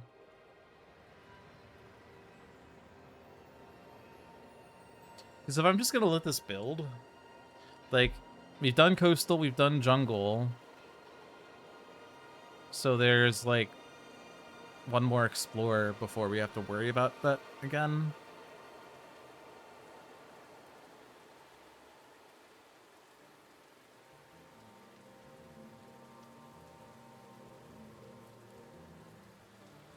I mean, I think it still makes sense to like, gain a sun and kill something in there, probably. But we could also make strifed invaders not participate so they maintain the strife. But I mean, we're also not ravaging it. I don't know. Yeah, it's probably still better because like one fear but leave a town alive is worse than one fear the town's gone, right? Kill this town? Does that make things easier? Defend 4 in that land instead? Have to get Dahan in there, but we can do that. Surely we can.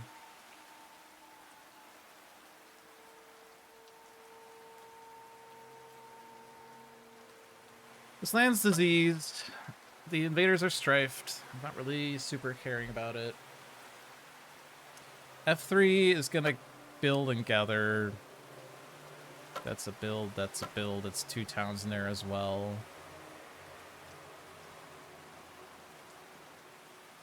I mean, we could just kill the town in the fast phase or something. I don't know.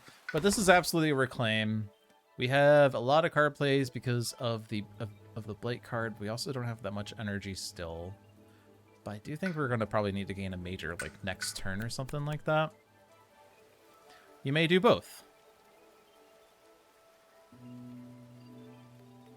You may do both.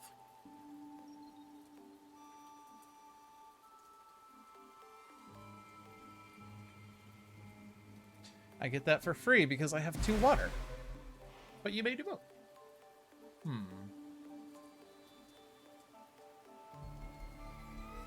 Can also repeat it.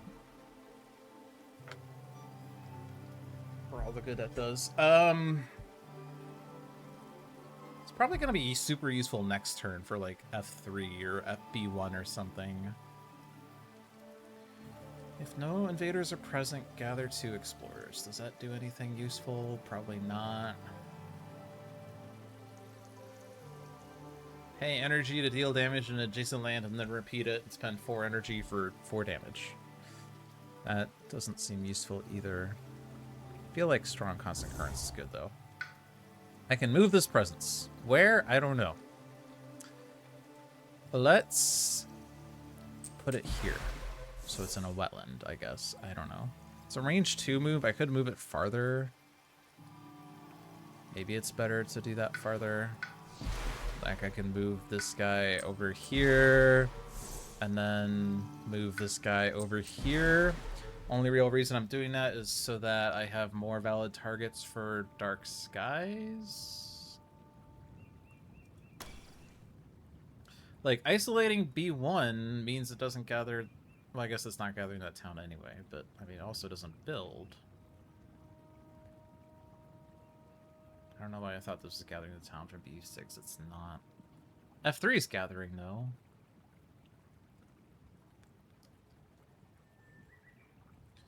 And then we needed to get, like, Dahan in B4, but, like, Dark Skies pushes Dahan into B4, and then I can defend. I could even move Dahan, so I get more into B4. And get Dahan into B4 before the Ravage. Ha! Get it? Puns? Alright, anyway, this is a reclaim.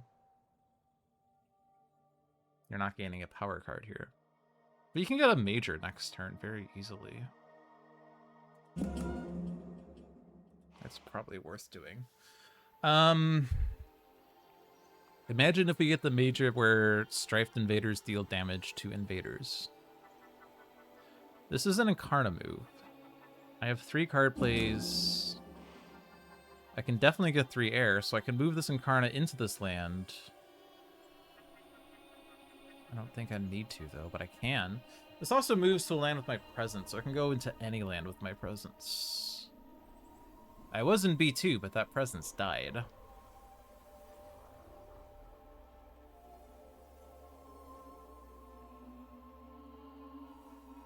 I mean, is there any reason I don't just... Oh, I guess I can't move into F2 because it needs to be a land with my presence. Oh.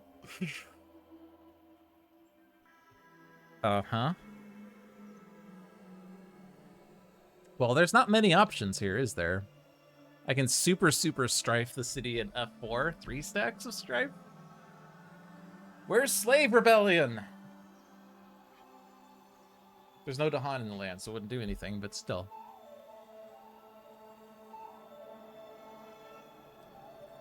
Actually, is that true? Or is it only in lands with Dahan?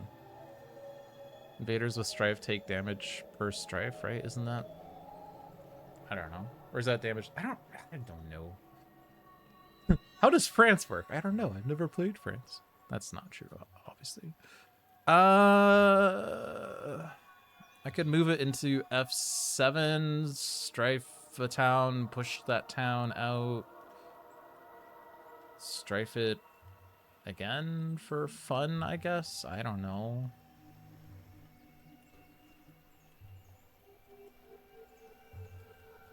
I guess I could...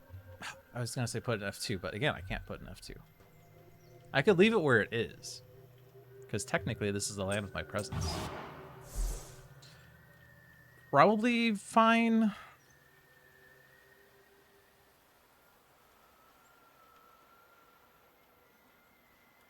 So we need to let F2 build. Which is... which one? This one? If this Incarnate goes into F2, we could push the town into F5. If I get two pushes, I could push into F3, move that Explorer out. That doesn't build. It still gathers the town, but it will gather a Strife. No, there's no Strife town, but I'm not really that concerned about that town.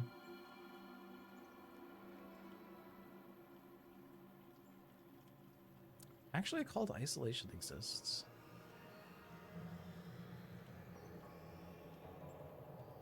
Hold on. There's a world where I actually don't need to call to trade. Because I forgot call to isolation exists.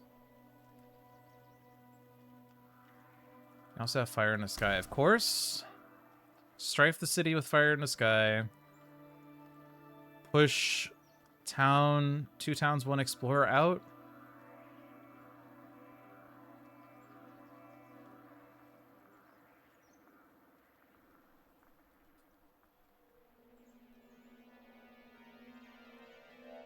I could repeat elusive ambushes in F5.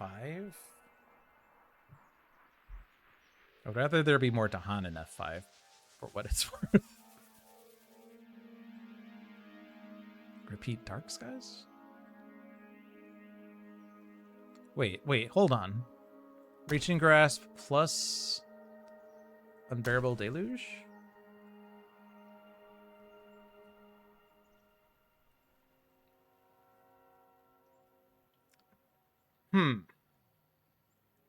This also gets me my super defend.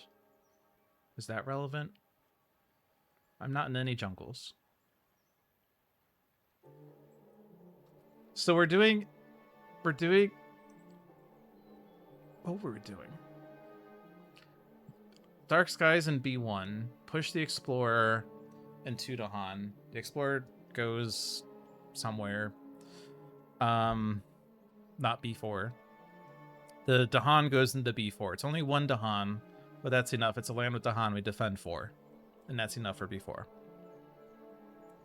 Unbearable Deluge. Bit wonky, but I target F1 with it to push into F5. It needs it needs Reaching Grasp for this to work, by the way. But I do this. It gets 2 Dahan in F6. Or F5. I do a repeat on elusive ambushes. Defends F5. So then when I call to isolation this land, 3 Dahan, I push 2 towns, 1 explorer in. That's enough defend for F5. Fire in the Sky to Strife the city. And then my Incarna has to nope out. I guess it could stay in... Well, it could be adjacent to F5, I guess. I do need to have that sacred site near F2.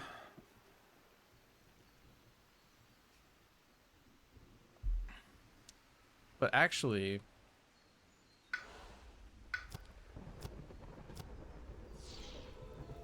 I could move this Incarna over here. The city is super strifed. But the benefit of this I still have ranged F2. This Incarna needs to move at least one away from F2 in order for this Ravage to actually happen, but that's okay. Nothing will be strifed in F5, so it could stay in F8 or something, but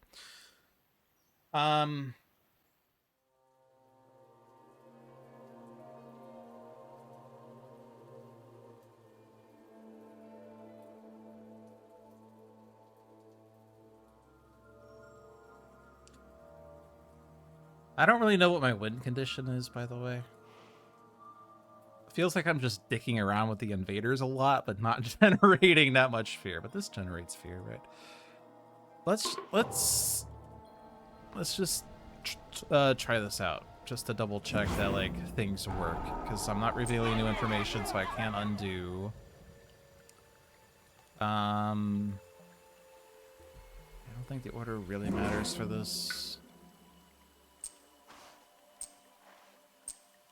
I want to get rid of the towns in F2 so they can't gather into F3.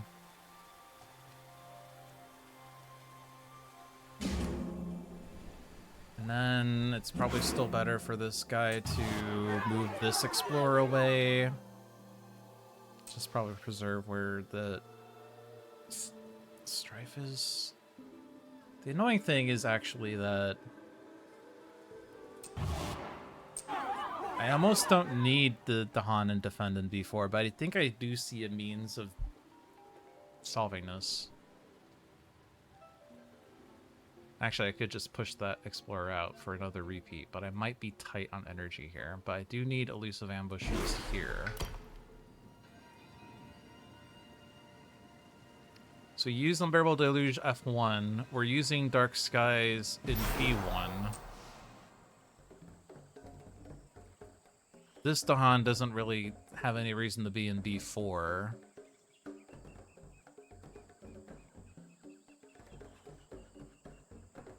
I want to put you in B6. We're not doing anything with that town, by the way.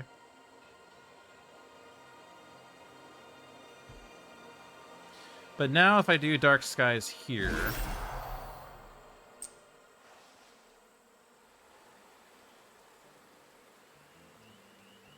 then I don't need to repeat elusive ambushes, which is like, I guess...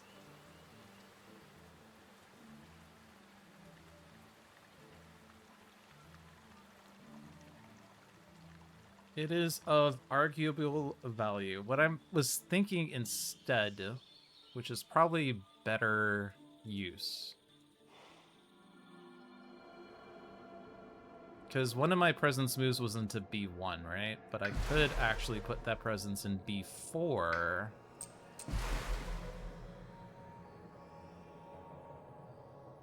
Technically loses the range 1 wetland from B1 into B4, but with reaching grasp, that doesn't matter.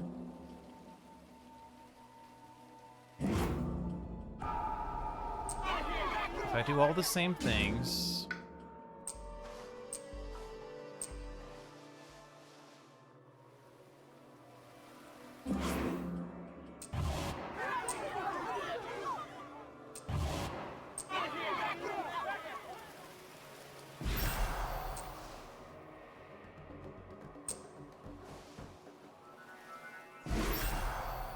Actually, no, I don't need to do that anymore, as this land is now defended.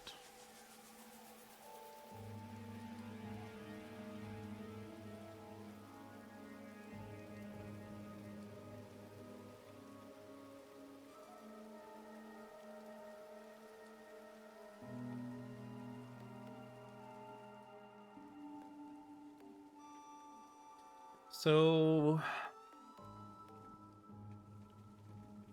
is Unbearable Deluge doing anything now, actually?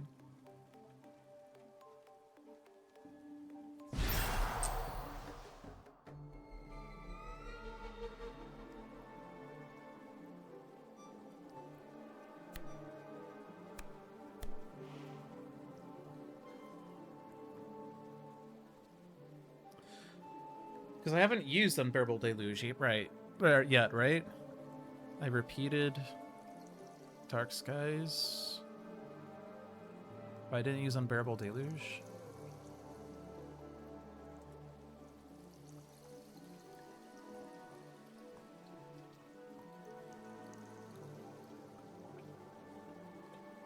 I'm just wondering if there's something better to play than Unbearable Deluge.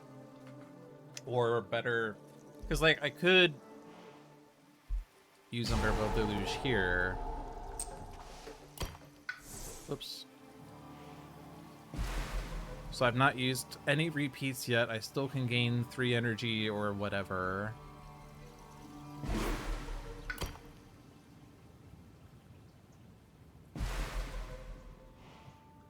Like, if I use Unbearable Deluge for F1, it isolate... Oh, it doesn't isolate. But if I use Dark Skies, it isolates for sure.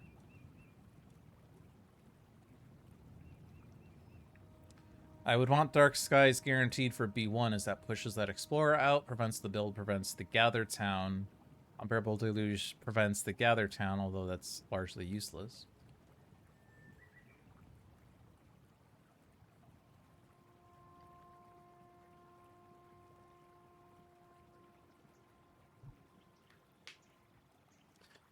But yeah, this is going to result in 2, 4, 5, 6 fear.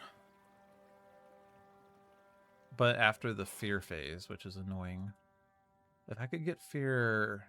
If I get more fear in the fast phase, that would be kind of cool, but... Can't really get that much more.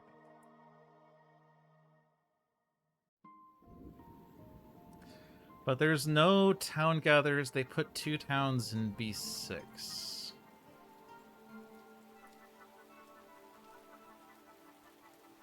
Oh, I also have 3 suns, so this is actually dealing 3 damage. Nice. Kills the Super Strife City in F4, I guess. For all the good that does.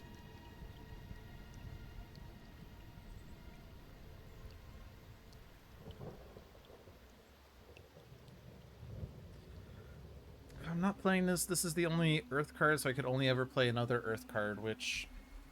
I guess Foundation Sink is nice with the plus range. There's also Infested Aquifers, which could damage each invader in B2 or F2. Although F2 is largely gone anyway. So let's play something else then. Yes, I did undo again. Let's do Foundations. And this is the last time I'm undoing all. We've done this charade 3 different times, or 2 different times. Some number of times that's greater than 0.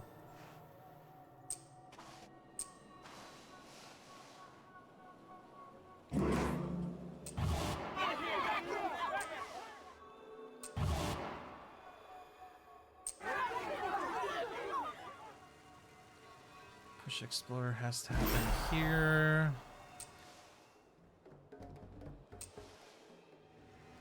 Use of ambushes has to happen here. Defend. Take a plus energy. Repeat this here. And that's all the repeats that I can do. Wait on the element in case the event card says something, but I think that's good. The only build is in B6. Hard-working settlers. The latest round of settlers are regrettably diligent, focused, and curious, and we act cautiously in the background or create unnerving distractions at the cost of piquing their interest. We act cautiously in the background on each board, push 2 Dahan, add a town to a land without towns, immediately ravage in the land with the most invaders that matches a ravage card. If we create unnerving distractions, ravage cards skip up to 1 matching land on each board, 1 fear per player, but remove the bottommost stage 2 and stage 3 cards in the invader deck from the game. But Beast prey upon the injured. This turn, beasts also count as badlands. On each board, destroy a damaged invader in a land with beasts. Not relevant.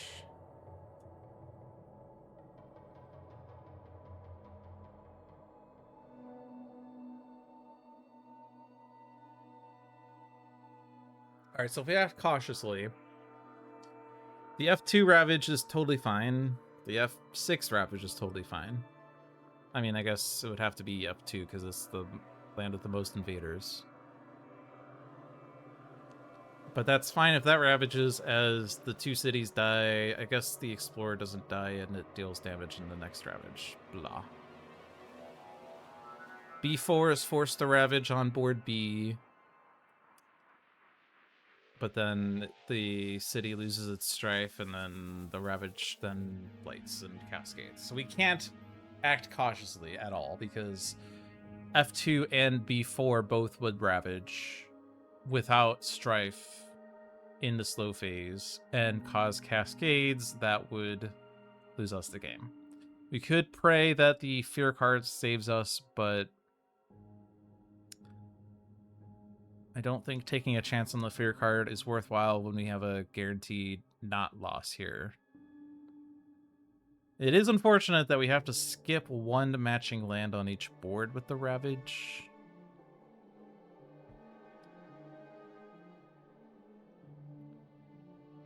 And that we're losing invader cards, because our game is pretty slow here. That's not the invader deck. That means this next Explorer is actually stage 3. But we don't have a choice here. There's no damaged invaders on land with beasts. If there was a beasts in F2, then we could actually kill everything in F2 and not care, but that's not the case. So we are forced to create distractions. Beasts are badlands. Has strife and land with presence. Ah, well, you know.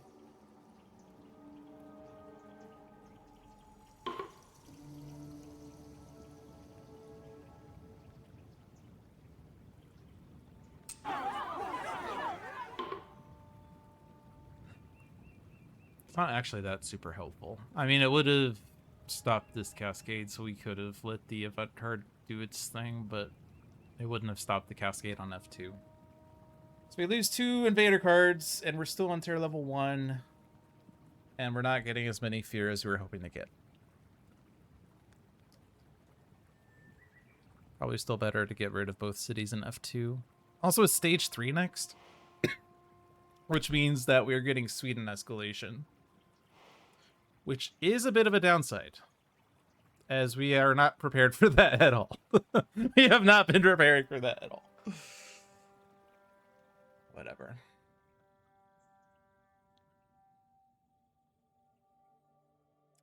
No reason to strife anything before. Literally just F4 and F7.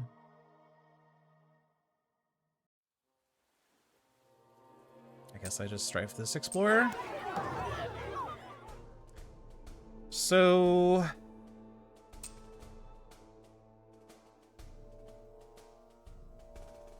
I guess there is no reason to let this ravage happen either. So I guess I could have strifed that explorer, but doesn't matter. Probably better to skip the F2 ravage, because it will leave the strife on those invaders, and then we can kill these guys. I think either way, jungles are still screwed on that board for Dahan. All right. Oh, and also the escalation happens in one land, random land. That's right. Because it says in each land explored to, it's in fact a random choice, and they chose mountains. How that random choice was decided, I do not know. But that town, or that Dahan in B7 is now a town. Cool. This is from a sacred site. I can't target that land. So I could kill the explorer there. Wetlands Ravage followed by a wetlands build. No more repeats. No more energy anyway. So let's just kill one of those towns. I don't see any reason why I would not do that. Kill the city. I don't see why I would not do that, except I want to get the moon first, so I get fear. Time to kill the Super Strife city because they are building in the mountains. So they are relevant. Alright. I said this was going to be a major over here, and I'm pretty sure it still is. We can get 7 energy if needed.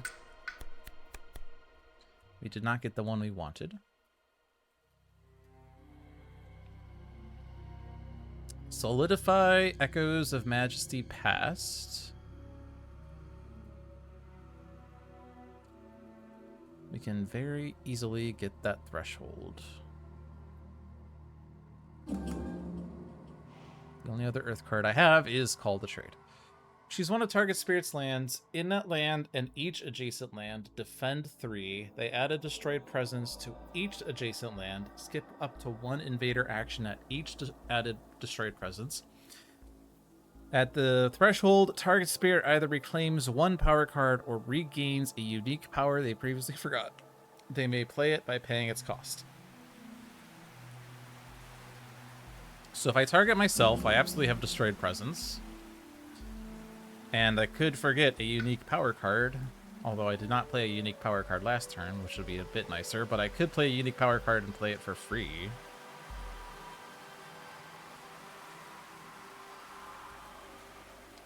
So this Ravage, the only blight is in B6.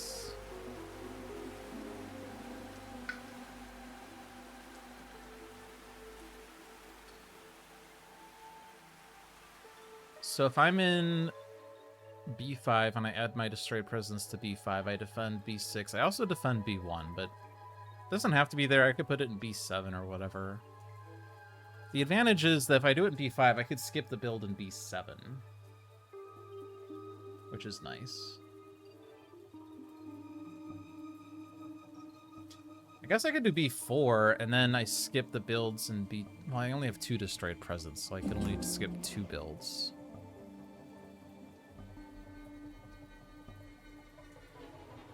Probably the F4 build is less bad. I guess the builds aren't the problem, it's the Ravages.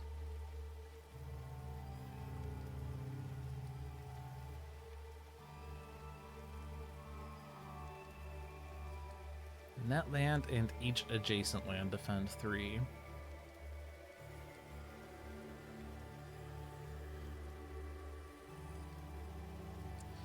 What about the others? I guess we can theoretically also repeat Flocking Red Talons. Add beasts, move up to 2 beasts within range 3 to target land, blah blah blah. That was the power, I think, last week. I was like, why would I ever take this power? And then after like 10 minutes of thinking, I was like, this is actually the best power I have here, and I did a lot with it.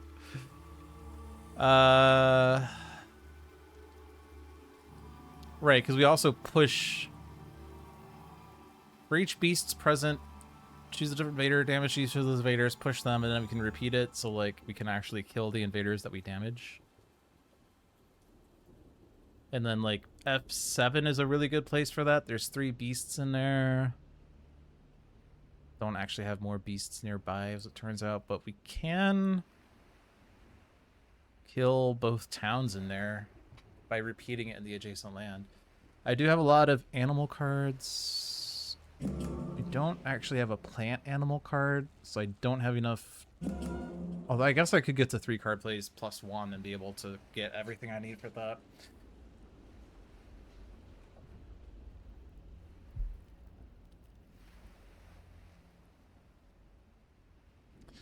Is there much value to that, though? Everything in that land is already strifed. It's actually a worthwhile place to skip Ravage actions. Or rather, Invaders of Strife don't participate in Ravage. There's only one Explorer. That Explorer doesn't actually blight the land pending things. But if we skip the Ravage there and maintain the Strife,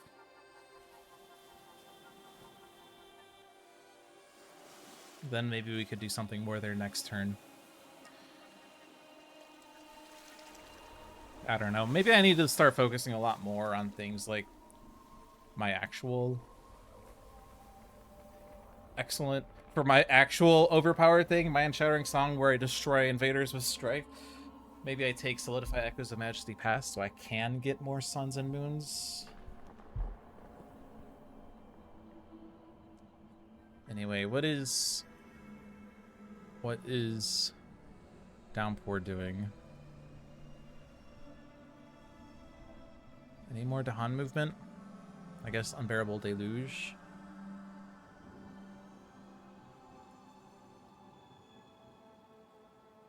You may do both. I guess if I can just get Dahan in F3, that's fine.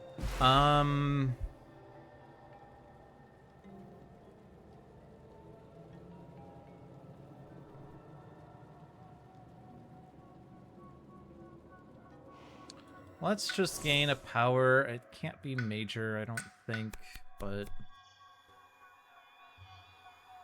No water. Well, we found a forget fodder.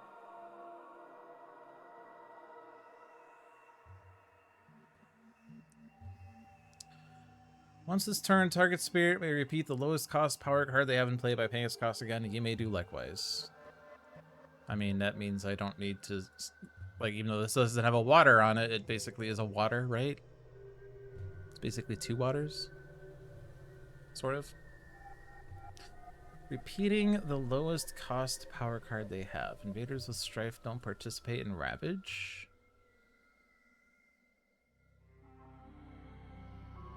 Add Beasts? Oh, we do have Add Beasts.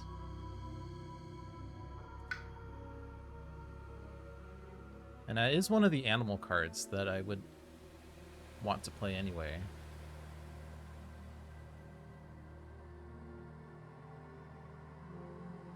But it doesn't stop the F7 Ravage, nor is the F7 Ravage even a problem, honestly. Could repeat Turmoil's Touch. Okay. I think I'm just going to click this. This lets me reclaim a power card or regain a unique power I previously forgot. So let's make it unique.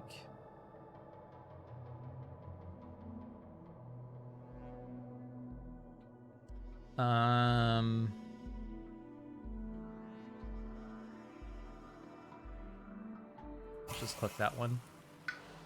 Let's just see where I'm at with this right now. I definitely want the 3 card plays.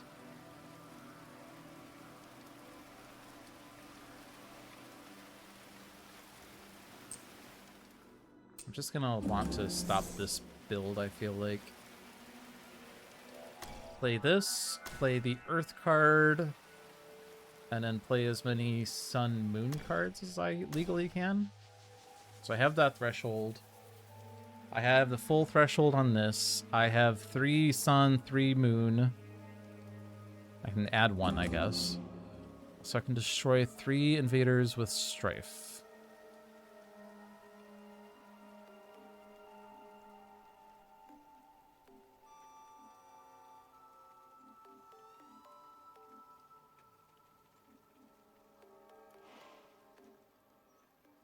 And I target myself with this.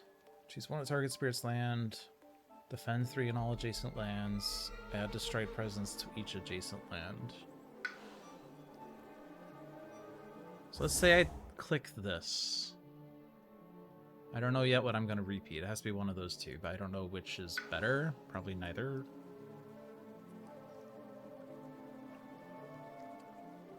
I guess since I'm already at 3 card plays, I'm just going up the energy track here.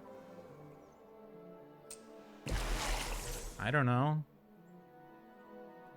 Definitely want to do that one. Pushing Dahan out from B5. So we already have the super defend.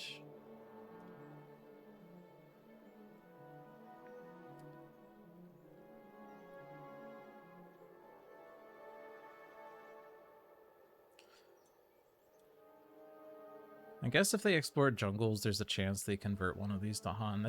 Or this one as well. I'm moving these 2 Dahan out. This Ravage kills everything in there. That's the only other... These are the only lands where Dahans are bad.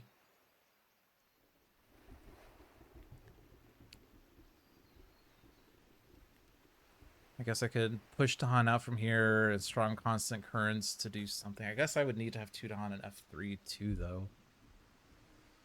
Wait, Any reason to water nourishes life's growth? This just gets me more energy. I guess energy is an issue.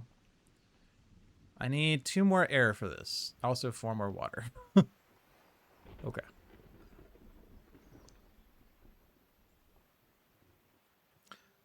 Repeat 1 power card this turn by paying its cost. Cannot repeat solidify echoes. I'm playing Call to Trade literally for the earth. I guess this gathers a Dahan.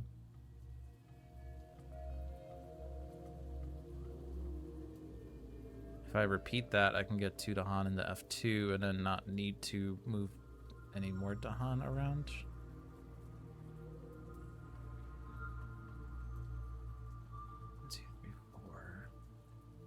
There's too many things in F2, that's the problem.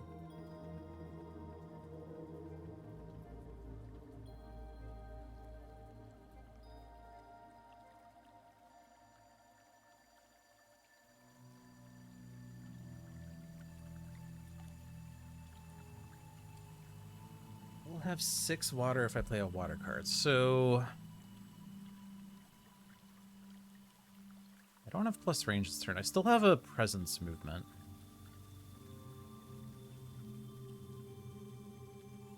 Might actually be worthwhile to do AoE damage in F7.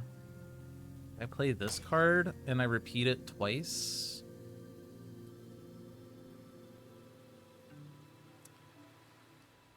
Honestly, though, I kind of like to have more energy.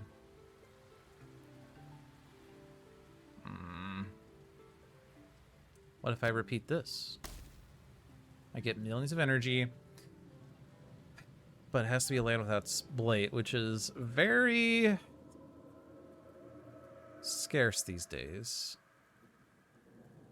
Also, that doesn't have water on it. That gives me plant, and it gives me water. And target spirit may repeat a power card by paying its cost. Blah, blah, blah, blah, blah.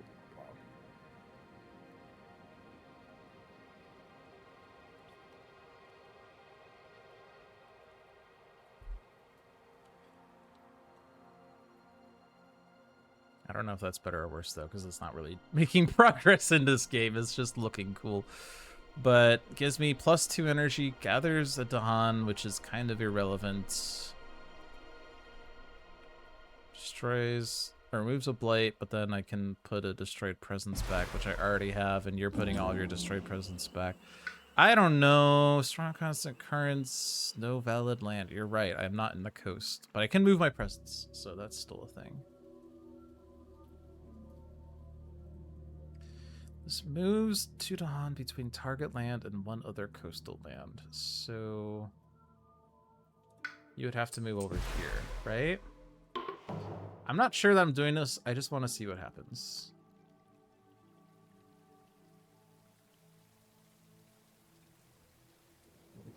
I don't even need this Ravaged. I don't even need to put Dahan in there. Okay, so if I don't need to put Dahan in there, that Explorer's forced in there. These Dahan. Oh.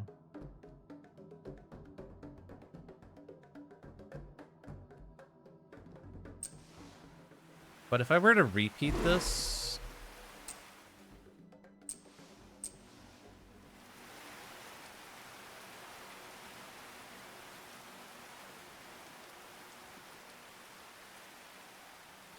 so there's still an issue where if they explore here, they convert it to Han. But if I push 2 Dahan out from F6, it's fine. I don't have range there.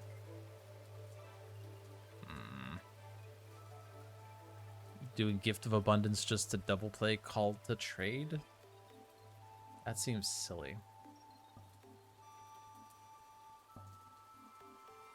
This just seems like such a massive waste of energy to do something like that.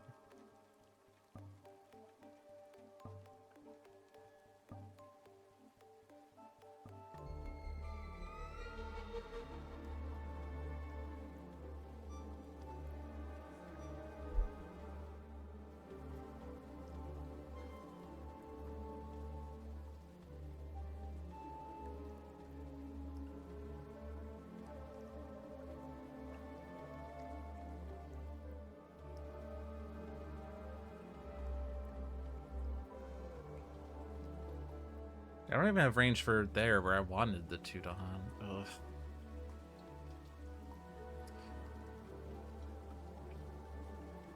Let's go back.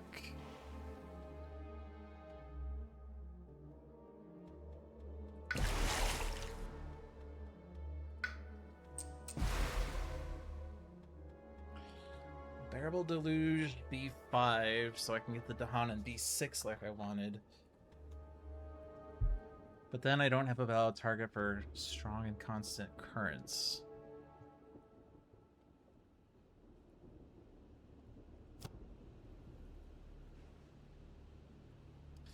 Interestingly, it doesn't contribute to water nourishes, so I could play anything else.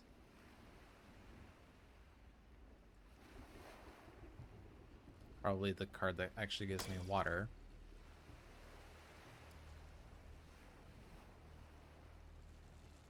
And then the question is, how do I solve F3? I mean, I'm not solving it, but how do I prevent that, like, build? I don't. I guess I could just push the Explorer out with my Incarna. That seems like a massive waste. So Unbearable Deluge.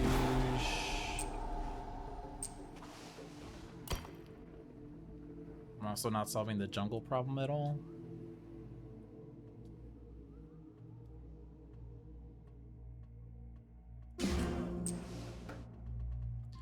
Like, is this worth...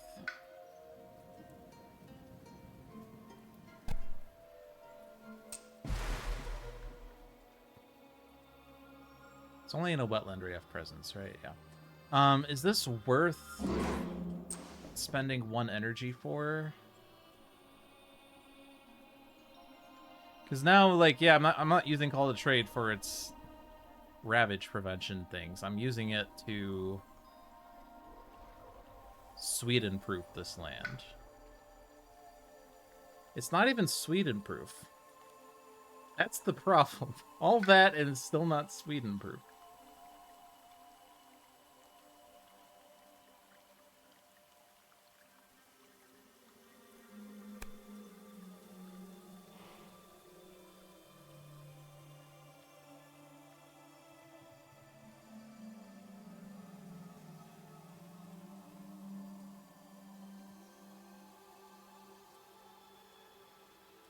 I mean, it stops F5 from converting a Dahan into a town. If they explore jungle, they would convert both, which is the major issue, but it feels like it's such a massive waste to spend all that energy just to move 2 Dahan. And then it doesn't even solve both lands.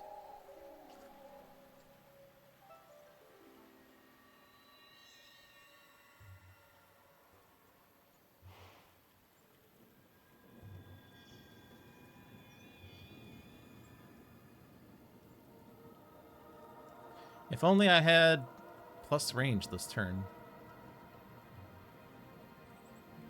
I guess I could use this Incarna to push something out from F2 and then it's Sweden-proof. It just seems like such a massive waste. But I guess I have to move this guy out of F3 so it doesn't build, and then F2 to Sweden-proof it, and then I get 1 more movement. Again, just seems like a massive waste. But I guess if I'm next to F7, I can kill everything at F7. Although Infested Aquifers with 3 repeats does it. Or 2 repeats.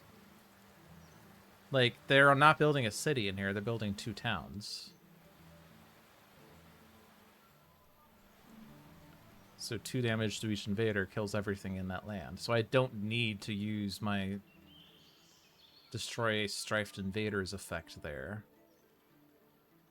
I'd rather do it in F2. If I'm in F4, I can still do it, I guess.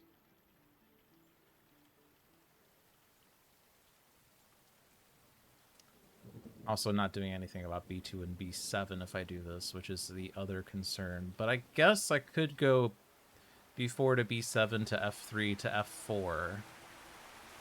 Which is also building, so it's not that useful, but...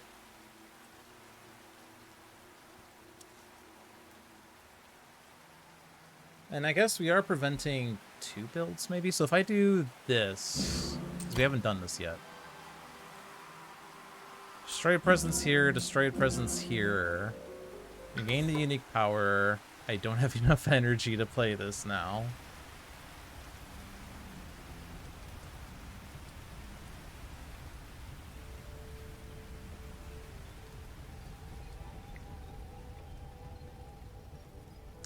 There's no reason to stop these invaders from ravaging, I don't think. I mean,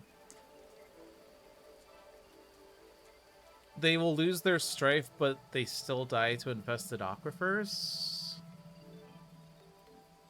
Unless something bad happens.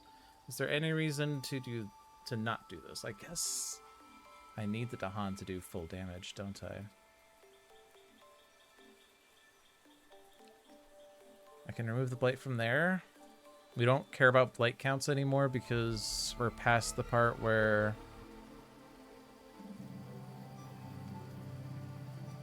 I need to stay in this land, by the way. I guess I could have put this presence in there and then I could have kept that there, but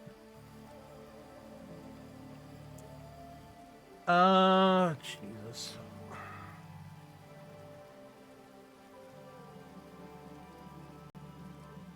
It was Gift of Abundance that did this.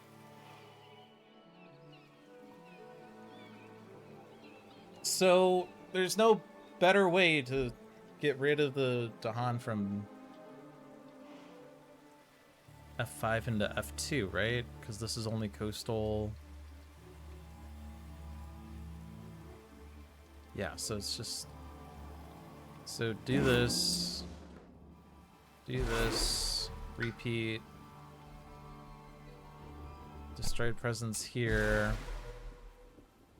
It's slightly better to remove this blight here than over here, because if they do extra damage in wetlands this turn, it will not be a big deal. But do this again.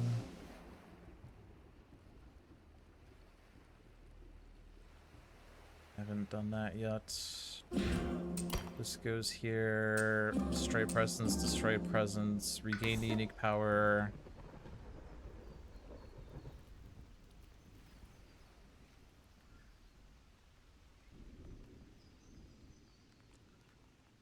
Hey, gosh. The amount of mental energy I'm spending in this game, and it's not even like... I've done the same turn millions and millions of times because of like min-maxing.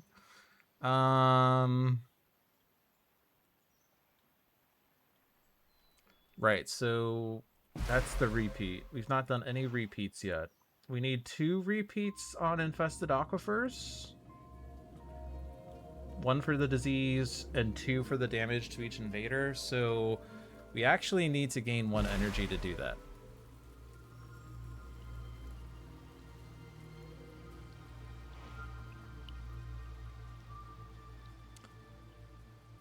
Is there any reason...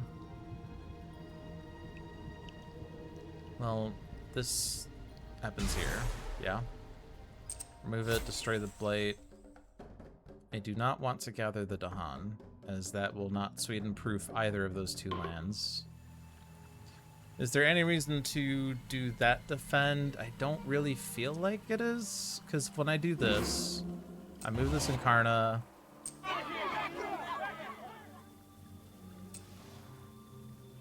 I need these Dahan to deal 6 damage to kill all the buildings. And then this guy can go in there. Do I want him in there? I guess it doesn't really matter. I cannot put anything more in here. There's 5 Dahan, 4 invaders, which is still not Sweden-proof. Wait. There's a reason I was doing that.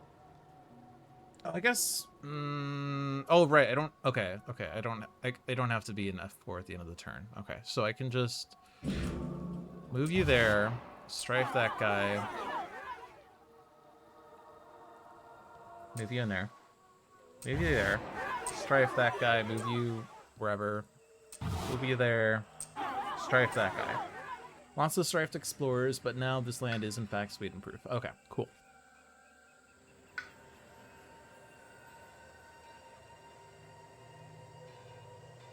There's no blight this turn. The 4 builds... We haven't actually marked them. It's... These 2 are the only builds. This one we're going to solve with Infested Aquifers repeat. This is not going to build. It will Ravage, but it won't build. This won't build because we are skipping up to 1 invader action at each destroyed presence.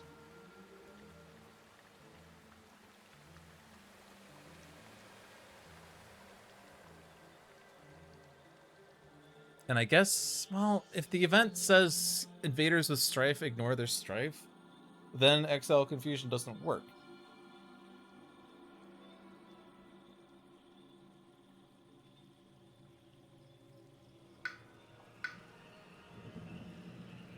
So we're not doing that repeat. We're not doing this. We're going to gain... I guess we don't... Ooh. Because of the plus energy, I don't actually care about the plus energy. I could do the repeat on this. Is there a reason to do that? Range 0 is the big consideration. I guess it isolates a land.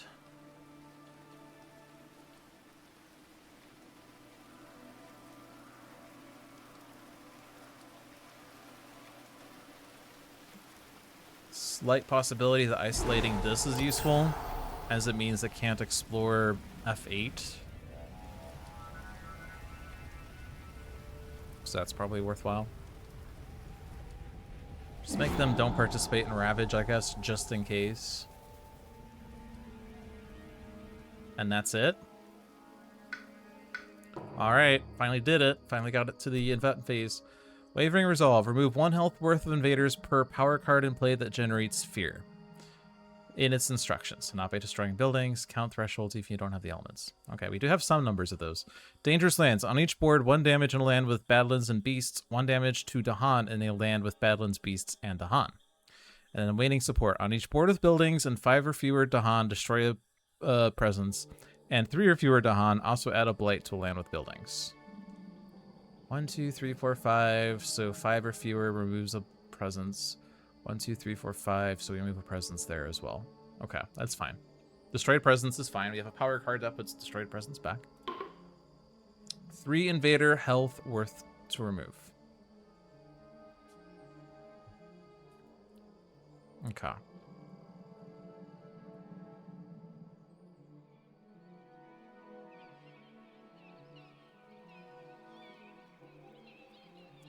So, I think it's just these 2. Even though I'm preventing the builds, it's kind of just nicer to not have that be an issue in the first place. Maybe? I could remove a city with this, of course.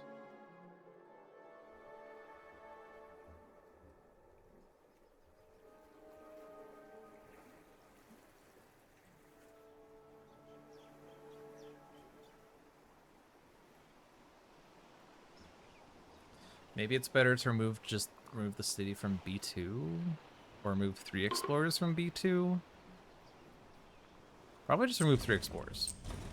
How about that? Is there any consideration here? There's no Badlands. 1 damage to Dahan, and a land with beasts and Dahan is not relevant either. Lots of nothing happening, really.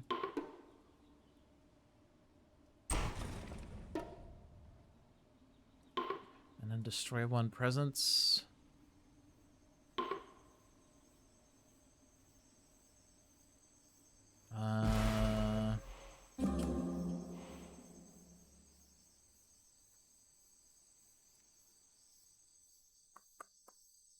Range 1 sacred site is usually the Incarna, but we do have a sacred site right now, but I probably don't need this presence, honestly, and then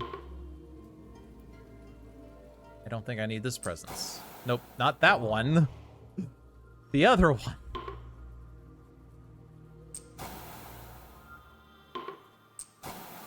Alright. Fear card. Flee from dangerous lands. On each board, remove an explorer town from a land with Badlands, Wilds, or Dahan. Well, the only choice is Dahan. I guess that explorer's dead anyway. That explorer's dead. Cool. Wetlands Ravage. I want this Ravage to go.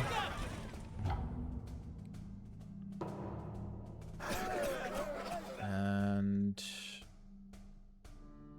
skip the build there, right? Yeah. Then they explore jungle wetlands. The escalation will be in wetlands.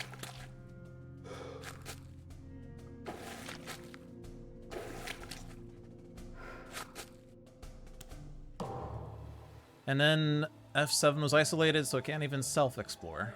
But we put a disease, damage to each invader, damage to each invader. And that uses up all of my repeats.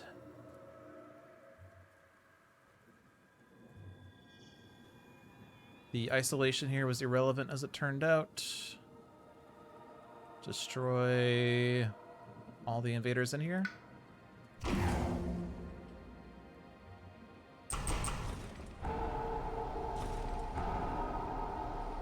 All the strifed invaders, that is. So, there's a town here, there's 2 cities there, and we're a lot of fear away from no cities victory, so. Pay an energy or discard a power card to take a minor power into their discard.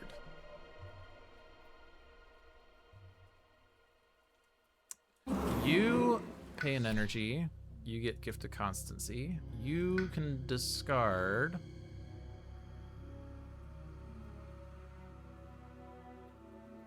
Oh man, those are all good. I will discard that one. You get Drift Down to Slumber. Okay, cool. Also, I could have gained a moon, and I am too late to do that. So we're 1 fear short. Whoops. I could have gotten an extra fear, but since I revealed power cards, I can't undo. Okay. So we can get to the Reclaim 1. We don't have the energy for Solidify Echoes of Majesty Past anymore.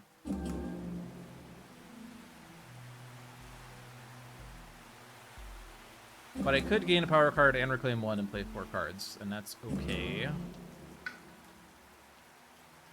Currently 2 Blight from this Ravage and this Ravage.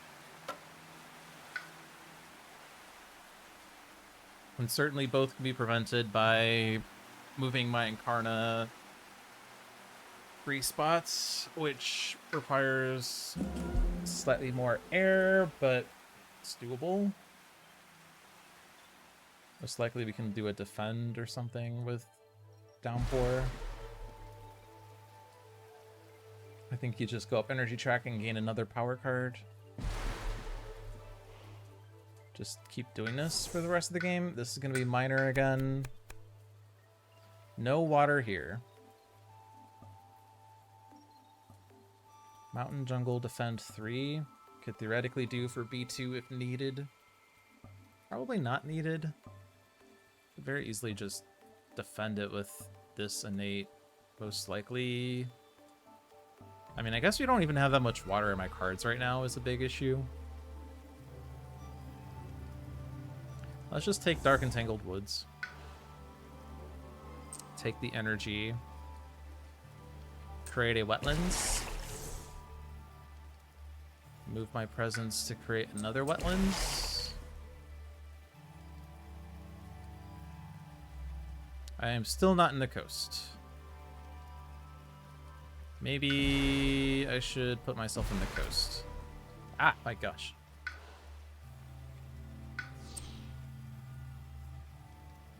So if I put 1 presence in this wetlands, and then I move 1 presence to this wetlands, Strong Constant Currents stops 2 builds.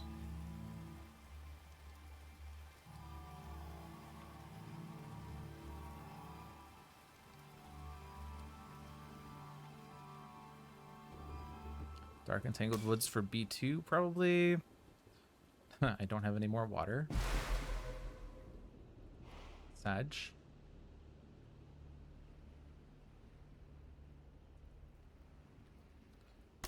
Maybe Browse the Trees will do something. Who knows? I don't have many Sacred Sites. So I guess it's Gift of Twined Days. You're also gaining a power card. You don't have the energy for a major. Bat Scout is an air and a moon. Sure, I will click that. Get to reclaim 1.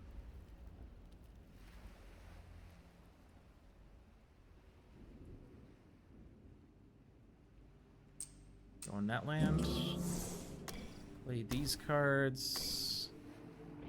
I guess Bat Scout was an energy. I should have thought about that. But now I have to reclaim a 0 energy thing. Turmoil's Touch. Probably. So I have my mind-shattering song again.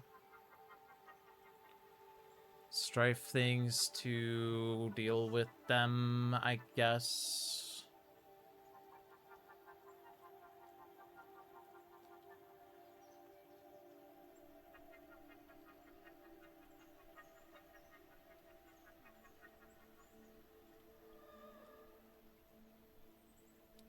If I push the town into B4 and then I use Twist Perceptions to strife the city into B4, almost works, except there will still be towns in F2 and F5. And we're still many, many fear cards away from no cities, but we're getting closer.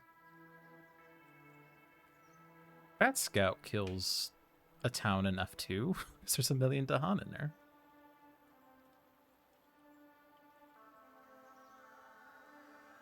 We repeat Turmoil's Touch. Cool. I guess... Oh, it's not even an energy option there. All my powers are slow. Also, I'm empowering my Incarna. Ha! I haven't done that yet. Neat. Alright. This town goes in here.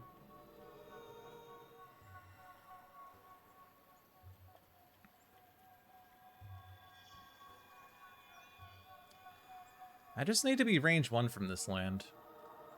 And I already have range 1 invaders to that city, so I don't even need that Incarna to do much.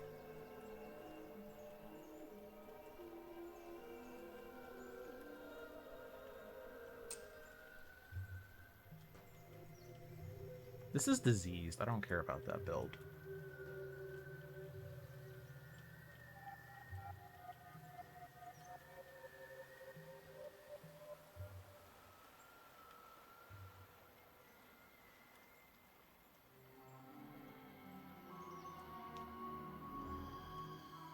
Just wondering, how can I maximize the build preventions?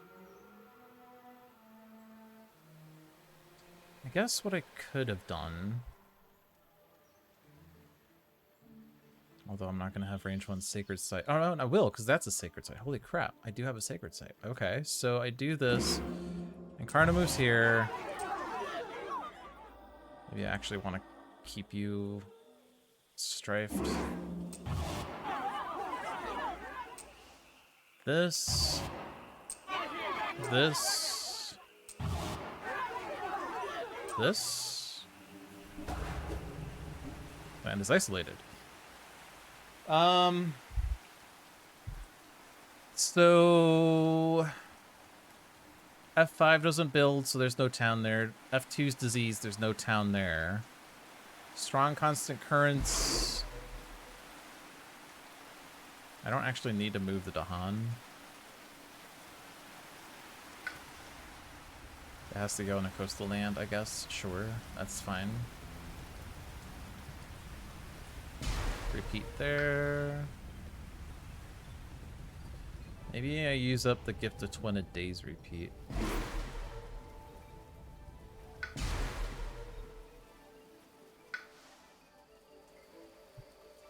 Okay.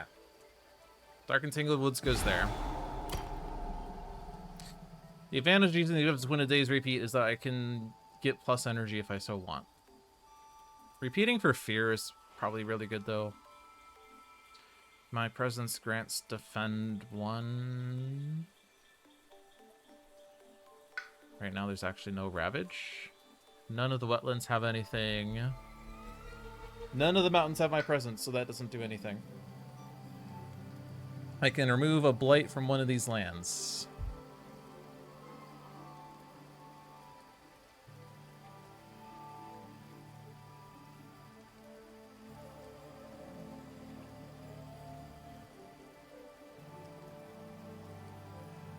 I guess in the event that something happens to push something in one of them, I guess I'll remove blight from one of those wetlands. I was also thinking about B4, but... Okay, so... 0 builds. In theory, that means we win in the fast phase, in the slow phase. Unless the event adds more buildings. Dark and Tangled Woods, second time here for extra defend in case they do extra damage, and for the Fear card, it seems good. I guess I'll give this to myself just in case. And then I have one more repeat.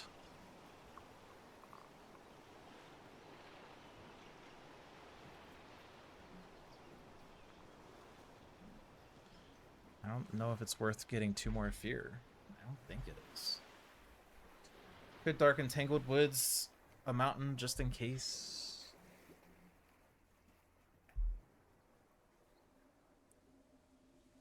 It's not super likely that they're going to do enough damage that we lose. Could be like lands with invaders and presence deal +3 damage or something, I think is the worst that we can see.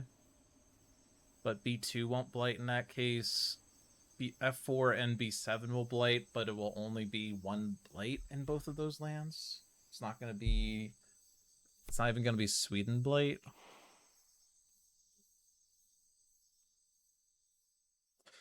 I suppose it could be that a land not matching an invader card chooses to Ravage in theory, but none of, like, only Sands, and there's only 1 Explorer in F8.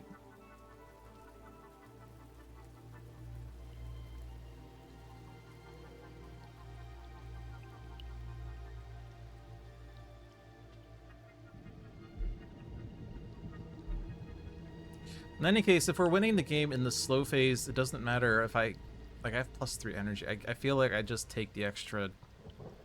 Let's just defend this.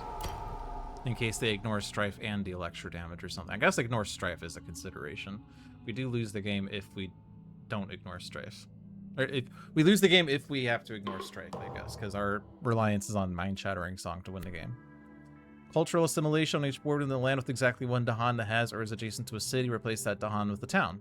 I think we've prevented that. Beast attack. Each beast deals 2 damage. Remove any token that destroys buildings.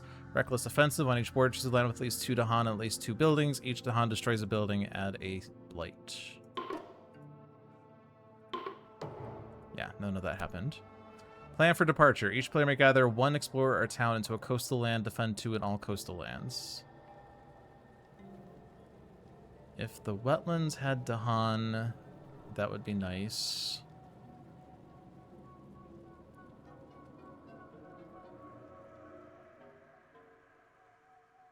The mountain doesn't have Dahan either. And I can't prevent any other builds with this, so I skip. Dahan threatened. For each player adds Strife in a land with Dahan. For the rest of this turn, invaders have -1 health per Strife to a minimum of 1. Well, only up 2. Might as well spread it out. Belief takes root. Lands with presence have defend 2. Each spirit gains 1 energy per sacred site they have in lands with invaders. Okay. Well, the event card didn't do anything. The fear cards didn't do anything.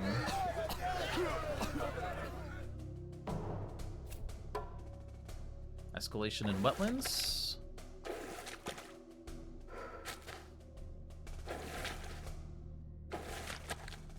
And then we win. Twist perceptions, strife the city, move you over to B4, gain a sun, mind-shattering song B4, generate whatever you want.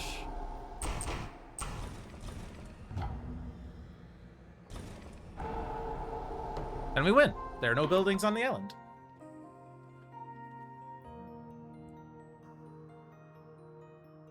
That wasn't a game that I felt particularly stressed about, but I was just min-maxing all these turns. But I mean, we won, so I did it right? All the invader settlements have been destroyed and their morale is not strong enough to weather this loss. They depart the island for their faraway home. We finished with 52 points. 10 for victory, 40 for difficulty 8, 2 for the one remaining invader card. Oh, 5 for the 10 surviving to Han, -5 for the 10 blight. I guess the game was like ending soon, one way or another. We did remove 2 invader cards from the one event card, but we had no choice because we would have lost the game, in theory, if we did do the